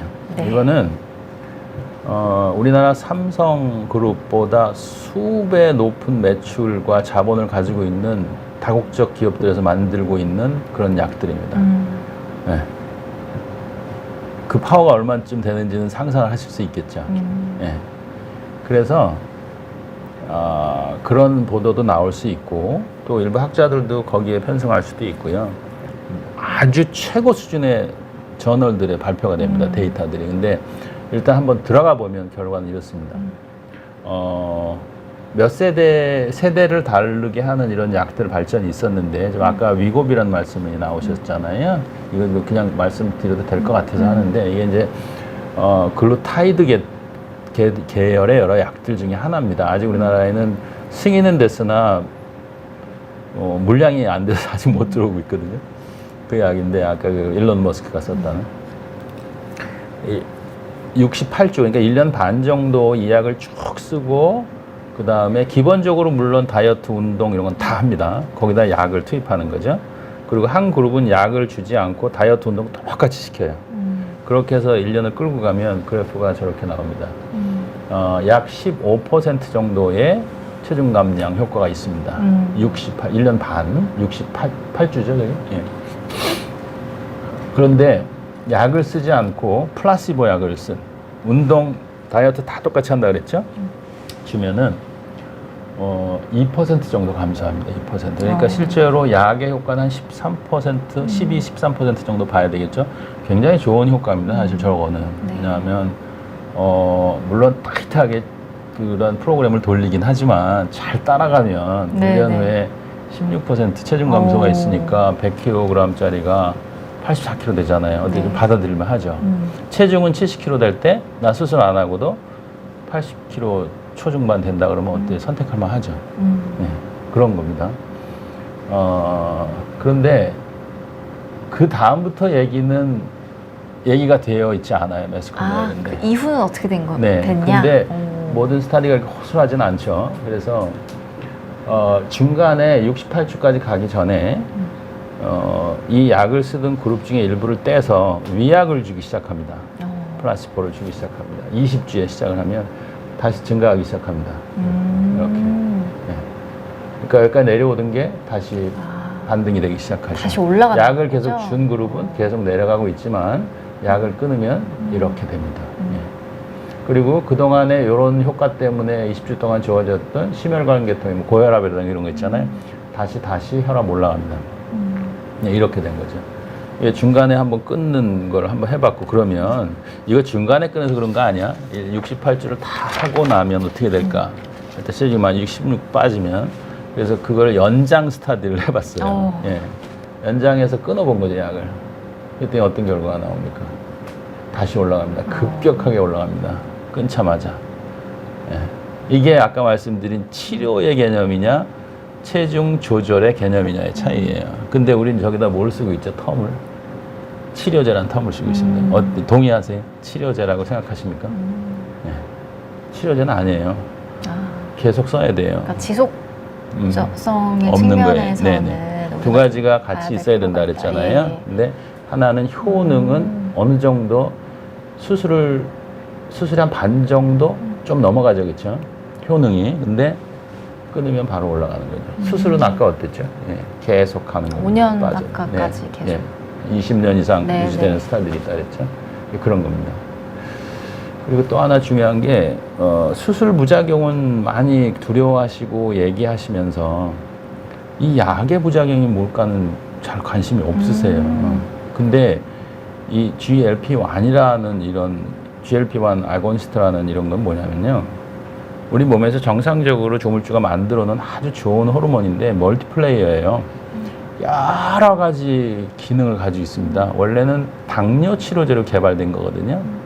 근데 체중도 빠지더라 해갖고 이거를 용량을 높여서 체중 조절약으로 쓰고 있는 거죠. 근데 이걸 오래 쓰면 이런 일이 생깁니다. 담도 질환, 췌장염, 장폐색, 위장마비, 갑상선 수질암 위험도가 증가하고 실제로 생깁니다. 그래서 이런 부작용들이 있어요. 근데 이게 쉽게 볼 게 아니거든요.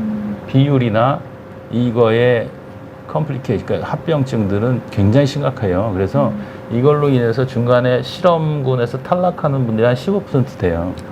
네. 그러니까 우리는 어디까지 봤죠? 첫 번째 아까 보였던 그래프에서 좋은 면, 효능만 봤습니다. 그 이면은 전혀 나오고 있지 않죠. 어느 신문이나 어느 방송을 봐도 그 다음 얘기는 없는 거죠. 예. 이걸 그리고 학자들도 들여다보지 않으면 여기까지 잘 안 들어가요. 예. 이런 면이 있습니다. 물론 이거를 깎아내리기 위해서 하는 건 아니고요. 이면을 볼 줄 알아야 돼요. 네. 그래서 그렇고요. 그래서 이제 그런 거예요. 효과는 증대됐어요. 맞습니다. 이전 세대, 싹센다라고 하는 것보다 위고비나 마운자 이런 것들은 10%를 상회하거나 뭐 18%가 보고가 되고 있거든요. 근데 좋습니다. 근데 끊으면은 다시 돌아간다 그랬잖아요. 네. 근데 끊으면 돌아가는데 그럼 계속 써야 되잖아요. 예, 미국 달러로 한 달에 $900거든요. 굉장히 비싸요. 네, 18개월 써야 되고 이걸 평생 쓸 수 있을까요? 평생 쓰면 아까 무슨 일이 생기냐면 그 합병증이 있었잖아요. 네.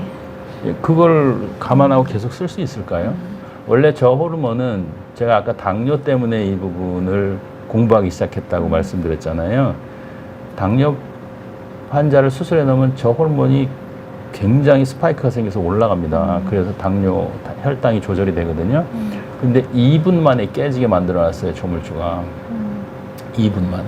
저 호르몬은 2분 이상 작동하면 안 돼요. 우리가 뭘 먹으면 십이지장까지 가서 거기서 십이지장에 우리 음식물이 컨택을 하면 세포에서 그게 나오거든요. 근데 혈중으로 나오는 그 GLP-1은 2분 내에 깨지게 돼 있습니다. 그 이유가 있겠죠. 근데 저 약은 뭐냐면 깨지지 않게 아미노산을 변형시켜서 합성한 거예요. 그래서 그 농도를 또 고농도로 올립니다. 그거를 68주가 문제가 아니라 평생 할 수 없어요. 예, 그건 아니죠. 예. 그래서 아까 그런 질문이 하나 있었는데요. 댓글에 과체중인 경우에 저거를 쓰면 어떨까? 근데 아까 제가 말씀드린 게 하나 있죠. 과체중 구간은 가역적일 수 있다 그랬어요. 저거를 쓰면 돌아가실 수 있는데 도움이 될 겁니다. 분명히. 가능해요. 수술이 필요하지 않은 구간. 네네. 많이 도움이 될 거예요. 그래서 힘드시면 엑서사이즈나 다이어트 말고 약이 필요하시면 굉장히 좋은 역할을 할 것 같아요. 근데 그걸로 끝내고 가역적으로 돌아가서 그냥 거기서 정상 체중에 머무르실 수 있는 구간에서 가능한데 비만인 병이 된 경우 체중에서 높은 경우에는 저거는 일시적으로 낮출 수는 있지만 영구적으로 지속성을 가질 수는 없다는 거죠. 그리고 저 연구 그룹에 보면 거기에 속한 분들의 많은 부분은 과체중 분들이에요. 비만 분들도 있지만 물론 네네. 그런 거죠. 그리고 뭐 아까 말씀드린 갑상선 수술함, 췌장염 뭐 이런 것들 굉장히 힘들고 그래서 체중 감량 보조제라는 정확한 표현을 좀 썼으면 좋겠고요. 매스컴에서도 좀 그랬으면 하는 바람이 있습니다. 그렇군요. 사실 이 비만 신약에 대한 내용들은 굉장히 기사화가 많이 되었고 맞아요. 막 기적의 신약 그런 화려한 타이틀들이 많이 붙었는데 물론 기존의 약보다는 어떤 효과가 더 우위에 있어서 이제 하이라이트를 받았지만 그 이면과 한계점들도 분명히 존재를 하기 때문에 우리가 이런 것들을 좀 객관적인 시각으로 잘 봐야 될 필요는 좀 분명히 있겠습니다. 네, 너무 유익하다고 댓글 주신 분도 계시고 목소리도 좋고 너무 멋지시다고 응원의 댓글 주신 분도. 근데 최질량 교수가 24예요. 그러면 아까 그 비만 치료에 대한 질문 주신 분들이 계셔서 조금 질문 보고 또 수술에 대한 이야기 넘어가 보면 좋을 것 같습니다, 교수님. 질문 한번 받아보도록 하겠습니다. DH킴님 질문입니다. 다이어트 식품, 건기식 이런 것들도 많이 나오는데 좀 기대할 수 있는 영역인가요? 이런 질문을 좀 주셨습니다. 네, 괜찮을 것 같아요. 사실은 저는 비만 체중 조절 전문가는 아니고 비만 치료하는 외과 의사라는 걸 좀 생각해 주셨으면 고맙겠고요. 비만이 되기 전 단계인 과체중 선에서 정상 체중으로 돌아가려는 노력, 여기에 대해서는 뭐 엄청나게 많은 학자분들과 내과 계열 선생님이죠. 분들이 연구들을 굉장히 많이 해놓으셔서 거기에 그 표준으로 만들어 놓은 프로그램이나 치료, 그러니까 조절 방법들이 여러 개가 있거든요. 근데 그 중에 아마 작동하는 것 중에 하나가 저렇게 그 다이어트 식품들을 상용화해 놓은 게 있거든요. 근데 그런 것들을 보통 보면 대학에 있는 그 내과적 치료하시는 분들이 연구를 해서 이렇게 만들어 놓은 식품들이 있어요. 근데 그거를 이제 산학 협력을 해가지고 회사에서 새로 만들죠. 아마 그런 것들은 검증이 돼 있다면 도움이 많이 될 겁니다. 그리고 제일 중요한 거는 저기 지금 말씀에 없는데 운동이 기본이에요. 운동. 교과서적으로는 아까 계속 다이어트와 체중 조절이 다르다는 말씀을 드렸잖아요. 네. 그 이유는 운동이 기본이고 그 운동으로 할 수 있는 것을 도와주기 위해서 식이요법이 필요한 거죠. 아무것도 안 하고 식이요법을 해서 뺄 수는 있습니다. 안 먹으면 체중이 빠질 수는 있어요. 근데 일단은 정상적인 그런 체질량 분포가 안 돼요. 그리고 유지가 불가능한 거죠. 그래서 꼭 운동을 기반으로 하셔야 됩니다. 네. 도움이 되실 것 같아요. 네, 도움은 되고 운동이 기본이다. 지금 저분은 네네. 아마 그거 같은데요. 비만은 아니신 것 같죠? 네, 아직 조금 이제 과체중이신데 정확한 상태는 말씀을 안 주셨는데 또 질문 받아보겠습니다. 김민님께서 그러면 과체중 혹은 정상으로, 그러니까 비만에서 과체중이나 정상으로 체중 조절을 성공했다고 하면 얼마나 그 체중을 유지해야 몸이 항상성을 유지할까요? 이런 질문도 주셨네요. 우리나라 기준을 적용하는 게 맞을 것 같은데요. 서양 기준으로 해서 아까 말씀드린 과체중 기간이 25에서 체질량 유지가 30이라고 말씀드렸는데 네. 우리는 과체중 구간을 22.5에서 25 사이로 봅니다. 그러니까 요게 지나면은 서양의 과체중은 우리의 비만이 되잖아요. 네. 그래서 22.5에서 그 밑으로 내려가야죠. 그러면 정상 구간으로 가는 겁니다. 그 구간은 키를 제가 지금 잘 모르겠는데 써놓지는 않으셔서 18.5에서 22.5 사이로 들어가시면 그 들어가실 때 했던 방법만 유지하시면 그 정상 체중 구간에서 지내실 수 있어요. 네, 김민님 질문에 답변을 또 주셨습니다. 또 저기 밴드 얘기가 있네요. 밴드 말씀. 질문 한번 네. 볼까요? 부산수누피님께서 190에 120kg가 나가는 40세 남성이 수술을 했는데 네, 제거라는 좋습니다. 케이스도 봤다고 했습니다. 120kg 나가신 분이죠. 네. 그리고 비만 치료는 100% 아닌가요? 라는 질문을 하셨는데 그 비만 치료가 뭐였냐면 밴드였어요. 그렇죠? 밴드가 한때 유행을 탔던 비만 치료라고 학술적 성과들이 장기가 아닌 단기 결과들이 나오는 걸 받아들이고 수술을 많이 했던 시절이 있습니다. 그게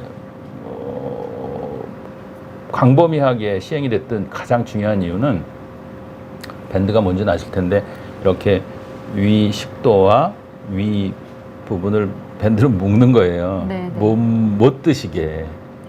못 드시게 묶는 겁니다. 1년 정도 되면 요즘 하고 있는 뭐 소매절제술이나 우회술만큼의 체중 감량이 돼요. 근데 합병증이 문제입니다. 합병증. 그래서 너무 힘들어요. 그러니까 한번 상상을 해볼까요? 우리 뭘 먹어야 되는데 그냥 못 드시게 해놓은 거예요. 못 드시게. 그래서 거기에 풍선이 달려 있거든요. 그래서 풍선을 부풀리면 진짜 꽉 막히고요.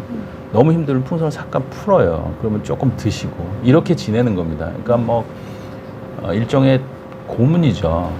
예. 근데 그 단기 결과가 꽤 괜찮아서 많이 됐고 또 하나는 수술이 쉽습니다. 아침에 수술하고 오후에 퇴원 가능해요. 복강경으로 그거 넣고 묶는 거기 때문에. 근데 그것 때문에 굉장히 유행을 했는데 장기적으로는 제거해야 되는 거죠. 예. 그래서 제거하면 다시 체중이 들어갑니다. 그리고 또 그 제거하는 이유 중에 가장 큰 거는 그 밴드가 수술 부위를 이렇게 자르고 들어갑니다. 그래서 합병증이 굉장히 심해요. 그래서 우리 알고 있는 그 유명하신 분의 사고도 그거를 제거한 이후에 생긴 겁니다. 예, 수술하다가 처음에 생긴 게 아니고 제거하는 때 거기에 구멍이 나 있었던 거죠. 예. 그래서 지금은 시장에서 완전히 퇴출된 지가 몇 년 됐고요. 우리나라에서는 하지 않습니다. 불법으로 규정된 나라도 몇 나라 있고요. 제일 많이 했던 나라는 스웨덴하고 호주예요. 오스트레일리아 두 나라에서도 지금은 거의 하지 않습니다. 네. 지금은 하지 않고 있다. 네네. 한 시대에 이렇게 했던 건데 이제 그 아마 성과 없이 제거했다는 얘기는요. 그 힘들어서 아마도 버티지 못하셨을 것 같아요. 그런 케이스들이 많거든요. 그래서 그냥 넣었다가 안 되면 빼는 거죠. 아마 그래서 지금 저기에 그것도 수술인데 비만 치료도 100% 아닌 건가요? 라고 하는 질문은 사실은 정확하게 맞는 거는 아니고요. 저 질문이 되려면 현재 표준 수술로 이루어지고 있는 수술도 100% 효과는 없지 않나요? 라는 질문을 하시는 게 맞고요. 100%는 물론 아닙니다. 왜냐하면 아까 그 그래프가 기억나실지 모르겠는데 보여드린 것처럼 우리가 목표로 하는 마이너스 30% 1년 후에 거기에 도달하지 못하시는 분들이 있어요. 일부. 그리고 그거보다도 더 내려갔다가 다시 조금 반등하는 분이 있습니다. 근데 그 실패를 규정하는 기준이 있는데 엄청나게 엄격해요. 우리 그냥 체중 조절 약물이랑은 완전히 다른 규정을 씁니다. 그래서 남은 그 잉여 체중의 반을 없애는 거를 못했을 때 그때를 실패로 규정하거든요. 근데 한번 생각해보면 아까 그래프에 기억나실 거예요. 네. 실패한 그룹만 다 모아놓고 봐도 네. 마이너스 아까 17 내지 18% 네네. 선을 유지하거든요. 그러니까 사실은 실패라는 규정 자체가 내과적 접근과는 완전히 다른 거죠. 네. 네, 이해하였습니다. 밴드에 대한 설명을 또 자세히 주셨는데 또 이니님께서 좋은 인터뷰 감사드려요라는 질문도 주셨고 주영진님께서는요 비만 수술하면 위식도 역류 질환에도 도움이 되나요? 이런 질문을 좀 주셨는데 고생 많이 하시는군요. 위식도 역류가 굉장히 괴롭습니다. 저게 겪어본 분만 알아요. 예, 근데 이제 왜 생기냐 하면 물론 구조적인 해박적 구조의 문제가 원래 있는 분도 있고요. 네. 비만하면 복압이 증가하거든요. 그래서 이 횡격막 아래쪽에 있는 위장을 누르죠. 지방, 내장 지방이. 그러면 뭘 먹으면 그게 압력 때문에 위로 역류를 해요. 그런 게 있어서 수술을 하면 일반적으로 해소가 많이 됩니다. 그런데 수술 방법에 따라서는 위식도 역류가 조장이 되는 경우도 있어요. 예를 들어서 소매절제술 같은 경우에 그 소매절제술을 하는 해박적 구제 신경을 많이 안 쓰면은 역류가 조장이 되는 경우가 있습니다. 그런데 꼭 이 소매절제술을 하면 역류가 생기느냐 그런 건 아니고요. 없어질 확률이 훨씬 커요. 있던 것도. 근데 새로 생기는 경우가 있어요. 그리고 있던 게 좀 심해지는 경우가 있습니다. 근데 그거는 수술적인 방법에 신경을 써서 그렇지 않게 할 수 있는 방법도 있습니다. 그리고 우회술 같은 거를 하면 이따가 사진을 보여드릴 시간이 있는지 모르겠습니다만은 우회술 같은 걸 하면은 위식도 역류가 없어지죠. 네. 그래서 위식도 역류가 있는 아주 심한 분들한테는 1번 초이스를 우회술로 가기도 합니다. 근데 사실은 우리나라 분들은 위식도 역류가 그렇게 서양만큼 고생하지 않아요. 서양에 가보시면 그 약국마다 위식도 역류 방지제 엄청 많이 팔잖아요. 그러니까 인종적으로 우리는 튼튼해요. 상대적으로 좀 강한 부분이 있군요. 위식도 역류가 낮아요, 비율이. 근데 서양 사람들은 굉장히 심해서 교과서적으로 수술을 하면 위식도 역류가 조장이 될 수 있다라고 교과서 써 있는 건 서양 교과서잖아요. 그렇게 돼 있는데 실제로 우리나라에서는 그렇게 심각한 문제는 잘 안 일으킵니다. 네, 그리고 수술을 잘 선택을 하거나 또는 소매절제술 같은 데 노출이 되더라도 수술을 잘 하면 그거 방지할 수 있는 방법이 있어요. 네. 네, 수술에 대한 이야기 좀 잠깐 나눠볼까 봐요, 교수님. 그러시죠. 아까 종류에 대한 것도 좀 궁금하기도 하고 2019년부터 급여 적용된다고 말씀 주셨잖아요. 이거 기준도 한번 짚어주시면 많은 분들께 도움이 될 것 같은데. 좋습니다. 이거 사실 많이 아실 거예요. 보험 적용 기준 표를 한번 보죠. 이게 2019년 1월 1일부로 고시가 돼서 적용을 하고 있는 거고요. 체질량 지수가 35 이상인, 우리나라 기준으로 35 이상인 분이면 보험 적용 대상이 됩니다. 수술 보험이 되는 거죠. 네. 그리고 그보다 낮은 구간, 그러니까 30에서 35 사이. 그거 어떻게 해요? 그분들은 동반 질환이 하나 있으면 돼요. 예를 들자면 뭐 고혈압이 있거나, 당뇨나 지방간이 있거나, 네네. 당뇨병이 있거나, 수면 무호흡증이 있거나, 저 위에 써놓은 거 있죠? 관절 질환, 고지혈증. 근데 100% 하나는 있습니다. 그러니까 사실 저 기준을 만족하기가 되게 쉬울 것 같아요. 네. 그렇게 돼 있고요. 또 하나 재밌는 거는 제2형 당뇨병의 치료가 가능하다 그랬잖아요. 아까 아까 말씀드린 GLP-1이나 이런 변화 때문에 많이 이제 그런 작동을 하는 건데 저게 치료가 가능하거든요. 모든 사람이 다 100% 치료되는 건 아닌데 환자 셀렉션을 잘 해야 됩니다. 근데 당뇨병 치료를 위한 비만 대사 수술을 할 때는 체질량 지수가 저렇게 높지 않아도 돼요. 체질량 지수 27.5 이상이면 보험이 또 됩니다. 근데 보험에서 커버해주는 범위가 조금 좁습니다. 그래서 거기까지 확장이 되어 있는데 지금 저 기준은 2019년도에 저희가 이제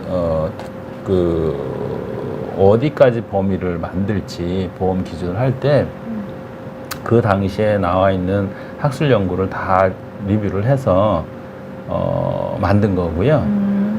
그 당시에는 전 세계적으로 굉장히 광범위하게 보험을 포함시키는 아주 좋은 보험 기준이었어요. 그래서 아시아권에서는 특히 되게 부러워했었거든요. 근데 그러니까요. 최근에는 그 당시에 서양 기준은 저거보다 다 5가 높았습니다. 체질량 지수 높듯이. 그래서 네. 저거 되게 부러워했었거든요. 근데 서구에서 계속 수술하다 보니까 서양 사람들도 저 구간까지도 수술을 해야 된다는 연구 결과들이 나왔어요. 필요성이 좀 더 네, 그래서 있었다는 거죠? 네, 재작년에 가이드라인이 바뀌었습니다. 어. 서양 사람 기준이 우리나라 사람 기준처럼 확장이 됐어요. 아. 그래서 우리가 해야 될 일이 또 하나 있죠. 우리도 저거를 최대치로 보진 않았었거든요. 조금 더 혜택을 볼 수 있는 범위를 늘리고 싶었어요, 사실은. 근데 데이터가 많지 않아서 못했는데, 지금 한 2년 정도 이제 저하고 몇몇 분들이 같이 연구한 데이터가 지금 나와 있는데 아직, 공론화되지는 않았습니다만은 저거를 단계를 약 2.5 정도씩 더 낮출 수 있는 좋은 데이터 분석이 나와 있거든요. 그래서 그거는 앞으로 이제 정부 측하고 상의를 해서 특히나 제2형 당뇨병 같은 경우는 조금 더 낮춰드렸으면 좋겠어요. 왜냐하면 워낙 고가의 수술이거든요. 이게 다 하면은 굉장히 비쌉니다. 그래서 보험이 안 되면 되게 접근이 어려워요. 네. 근데 당뇨병 환자가 우리나라에 한 400만 명 정도 되거든요. 근데 만약에 좀 낮춰주면 혜택을 보실 수 있는 분들도 좀 많고요. 또 하나는 비만 환자도 마찬가지겠죠. 네네. 네. 그래서 저게 이제 기준입니다. 보험 적용 기준.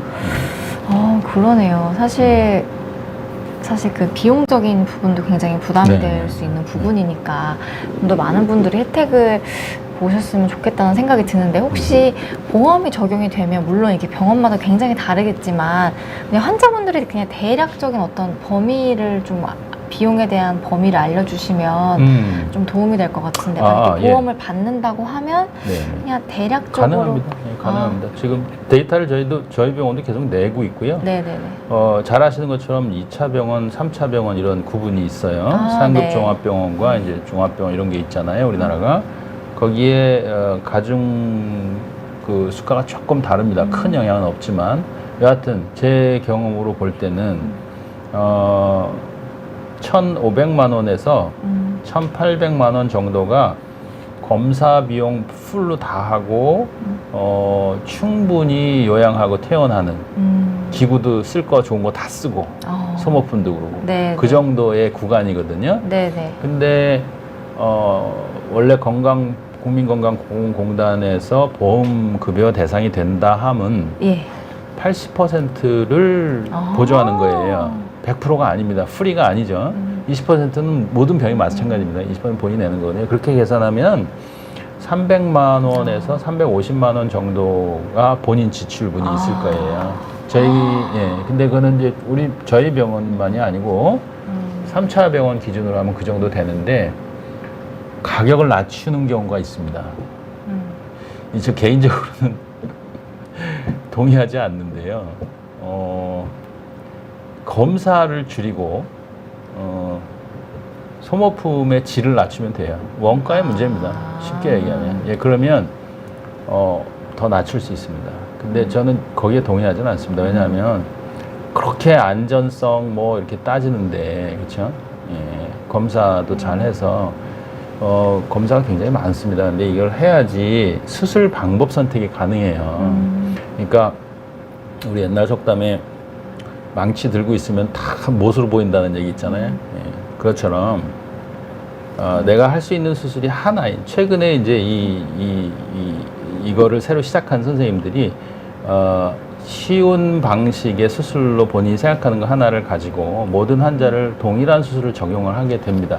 뭐 저도 그런 시절이 있었을 것 같아요. 근데 그거는 옳지 않거든요. 근데 그 수술 방법이 굉장히 여러 가지인데 그 원리를 가지고 환자분이 가지고 있는 이 수많은 동반 질환 있죠. 요거와 체질량 지수를 따져서 어떤 수술이 가장 적합한지를 결정하려면 툴이 많아야 되잖아요. 예. 수술 방법에 다 익숙해야 됩니다. 그래야지 각자 환자별로 정확한 걸 할 수 있거든요. 그러려면 검사가 좀 다양해야 돼요. 네. 뭐 혈액 검사, 뭐 영상의학 검사 등등등 해서 필요한 걸 다 하고 그거에 따라 환자 상태를 평가해서 이분한테는 중요도가 따지겠죠. 뭐 이렇게 해서 거기에 가장 잘 작동하는 수술이 뭔지를 해줘야 되잖아요. 이렇게 따지려면 검사가 어느 정도는 완벽하게 돼야 되고 비용이 따르겠지만 그리고 또 뭐 수술에 쓰는 소모품이라든가 이런 것들 그런 것들 때문에 차이가 있는데 그래서 검사도 웬만큼 하고요. 그다음에 비용은 사실 큰 차이는 안 나거든요. 50만 원에서 100만 원, 뭐 크다면 굉장히 크지만 그런 걸 가지고 수술 기관이나 수술 의사를 정하는 거는 제가 볼 때는 좋지 않습니다. 네. 어느 정도는 필요해요. 그런 부분이. 그렇군요. 이게 80% 보험 급여 혜택을 받으면 사실 굉장히 좀 그런 부담들이 많이 해소되는 부분이 있을 것 맞습니다. 같아서 이 부분 사실 비용적인 부분도 이제 고려 대상 중에 하나이실 것 같아서 아주 정확하게 좀 짚어주셨습니다. 참고가 되셨으면 좋겠습니다. 그리고 그 수술 방법도 크게 이제 2가지 정도 있잖아요. 네. 시간이 거의 다 돼서 좀 네. 간략하게만 짚어주시면 그렇죠. 좋을 것 같아요. 좋습니다. 이거는 뭐 아마 우리 PD님보다 환자분들이 더 잘 아실 거예요. 요즘은 다 많이 알고 네, 계시죠. 네. 2가지 큰 원칙이 있습니다. 위장만 변형시키느냐 또는 소장까지를 포함시키느냐 그런 게 큰 원칙이고요. 그래서 그 중에서 가장 파퓰러하고 또 스탠다드라고 지금 받아들여지고 있는 게 루아이 전통적인 우회수라고 위소매 절제술 2개거든요. 그런데 저거 말고도 10여 가지의 다른 수술 방식들이 있습니다. 그래서 아까 말씀드린 대로 거기서 골라서 수술을 해야 된다는 거죠. 환자의 맞춤으로 해야 된다는 거죠. 근데 이제 다 설명드리기 너무 어려우니까 루아이 우회술과 위소매 절제술을 말씀드리면 루아이 우회술은 저는 원래 루아이 우회술만 하던 사람이거든요. 근데 네. 이게 과거에 오랜 역사를 가진 스탠다드에 여태까지 이게 살아남은 이유는 효과가 확실하고 신뢰성이 있어서 그런 거죠. 지금도 전 세계적으로 한 25% 정도는 이걸 합니다. 과거에 한 5년, 10년 전에는 이게 80% 정도 됐었어요. 근데 그 시점에 위소매 절제술이 유행을 타기 시작했습니다. 그래서 지금은 전 세계적으로 75% 이상은 위소매 절제술입니다. 단순하게 생겼죠. 네. 바나나 모양으로 위 소만부를 따라서 이렇게 하고 저기에 계속 쓰여지는 거는 저 바나나 모양 100cc 정도 되는 볼륨입니다. 그리고 대만부, 우측에 보이는 부분 제거합니다. 저 대만부에는 그렐린이라고 하는 식욕을 유발하는 호르몬이 호르몬 분비하는 세포가 포함되어 있어요. 그래서 그거를 제거하면은 그 원래 모르고 한 거거든요. 저거. 근데 나중에 알게 됐죠. 예. 저기에 그런 네. 호르몬이 있다. 네네네. 그래서 이렇게 되면 저게 효과가 있고요. 통과 시간이 굉장히 빠릅니다. 음식물이. 그렇게 하고 먹는 양이 줄이죠. 그래서 그거 말고도 여러 가지 이제 작용들을 해서 효과가 루아이와 거의 유사합니다. 거의 효능이 유사해요. 과거에 그렇게 명성을 가졌던 우회술과 거의 비슷합니다. 근데 월등하진 않아요. 그러니까 열세에 있진 않습니다. 예. 비교 우위를 갖고 있죠, 우회술이. 네. 그런데 우회술은 보시는 것처럼 약간 복잡해 보여요. 그렇죠? 예. 그러나 익숙해지면 저 수술이 훨씬 마음이 편합니다. 수술자 입장에서는. 왜냐하면 안전성이 담보가 되거든요. 안정성이. 네. 위소매 절제술은 저렇게 쉬워 보이지만 많은 서전들이 처음에 저걸 선택을 하죠. 근데 굉장히 예민한 수술이에요. 저 수술은 원래 2의 세트로 되어 있던 첫 번째 세트 1단계 수술입니다. 너무 뚱뚱해서 체질량 지수가 막 50, 60 돼서 한 번에 우회수를 못하는 환자한테 일단 저렇게 대충 잘라서 1년 동안 체중을 조금 감소시켜서 수술 필드를 확보한 다음에 우회수를 전환하는 수술이었어요. 담치의 우회술이라는. 근데 저거를 어떻게 잘 하다 보니까 일부 환자들은 우회술이랑 비슷한 정도의 효과가 있는 거죠. 그래서 저걸 좀 볼륨도 줄이고 어떻게 좀 해보자. 이렇게 해서 지금은 결과가 10년치 이상 나오면서 환자와 서전의 이해관계 맞은 거죠. 서전은 처음에 진입하시는 서전들이 쉬워요, 수술이. 자르면 기구로 자르는 거거든요. 환자분들도 보기에 왠지 조금 심플해 보이세요. 좀 간단해 보이죠. 네네. 그래서 좀 안전해 보이고 그래서 저거를 선택하고 환자분들 오셔서 가끔 그런 얘기 하시는 분들이 있어요. 소매절제술 해주세요. 이렇게. 아, 근데 그게 맞지 않는 분들 있죠. 그리고 우회술은 아주 신뢰성이 높은 수술입니다. 저쪽에 조그만 그 기저부라 그러는데 위 꼭대기 부분을 조그만 주머니를 만들고요. 여기 부분인가요? 네네, 주머니를 네네. 만들고 요게 한 30에서 50cc 정도 되거든요. 만들고 이제 소장의 근위부 쪽에를 잘라서 그 부분을 이렇게 올려서 문압을 하면 먼 게 식사가 이렇게 내려가겠죠. 오. 근데 뒤쪽에 나머지는 그대로 남겨놓습니다. 그래서 아, 그런가요? 위산하고 그다음에 나머지 소화효소들, 담즙, 췌장액 이런 거 있잖아요. 이게 내려가서 여기서 만나겠죠. 그래서 여기서부터 소화가 됩니다. 아. 그래서 먹는 양도 줄고 소화 시점도 아래쪽이고 그러다 보니까 먹는 것 줄고 그다음에 흡수도 느리고 그래서 체중이 빠지는 거죠. 근데 이걸 하다가 당뇨병 환자가 치료된다는 걸 여기서 알게 된 거죠. 그게 1990년도 초반입니다. 이쪽에 당뇨가 생기는 기전이 이 췌장 근처에 이쪽에 하나가 병리적인 기전이 하나 있고요. 또 그거 이 밑에 아주 저 소장 끝에서 GLP-1이 거기서 나오거든요. 뭘 먹으면 GLP-1이 나와서 그게 GLP-1이 췌장의 베타세포라는 곳을 자극해서 거기 인슐린이 그때 나오는 거예요. 그리고 아까 말씀드렸듯이 2분 안에 GLP-1의 작동이 끝나는 거거든요. 근데 GLP-1이 작동을 시작하는 시간이 대폭 줄어듭니다. 식사 후에 바로 나오죠. 왜냐하면 이만큼 우회해서 그냥 숏컷으로 가잖아요. 그래서 당뇨가 치료가 되는 거죠. 또 하나는 이쪽에 있던 망가진 당뇨 조절 기전이 더 이상 자극받지 않기 때문에 망가진 거 더 이상 안 쓰는 거예요. 그래서 그 두 가지가 합쳐져서 당뇨 치료에 가장 좋은 수술 방법이 된 거죠. 당뇨 치료를 하면 여기서 똑같습니다. 당뇨 조절이 아니고 네네. 혈당 조절과는 다른 개념의 또 치료죠. 그래서 뭐 미국 당뇨협회 같은 데서는 이제 5년 동안 조절이 되고 그 이상 유지가 됐을 때 수술로 치료가 되었다 이렇게 판단하거든요. 그래서 최근에는 수술, 비만 대사 수술이라는 그 방식이 당뇨 치료 또는 혈당 조절의 한 가지 전략으로 치료 방식에 들어와 있어요. 이렇게. 예, 그래서 과거에는 뭐 약이나 인슐린 이런 것만 들어있었잖아요. 근데 지금 내과 선생님들이 쓰는 네네. 치료 방침에 몇 단계가 지나면 저 수술 권하게 돼 있습니다. 가이드라인에도. 네네, 그렇게 들어와 있어요. 그게 2016년도부터 바뀌었어요. 우리는 그 다음 해에 들어오기 시작해서 지금 그 부분을 이해하시는 젊은 내분비 당뇨 네. 전문가들이 꽤 많이 있습니다. 그래서 그렇게 돼 있어서 두 가지 수술이 좀 다르고요. 합병증도 조금씩 다른데 뭐 큰 차이는 사실은 없습니다. 장기적으로는 보시는 것처럼 뭐 영양 불균형이라든가 뭐 빈혈이라든가 아니면 뭐 골다공증 같은 거에 대해서 관심을 갖고 좀 지켜봐야 되는 부분이 있습니다. 우회술은. 근데 소매절제술은 그런 게 좀 자유롭죠. 그래서 그런 장점이 있어요. 효능에 있어서는 조금 차이가 있지만 그러나 통계적으로는 뭐 큰 차이는 없다. 그래서 어떻습니까? 결과적으로 이게 좀 마음에 드세요?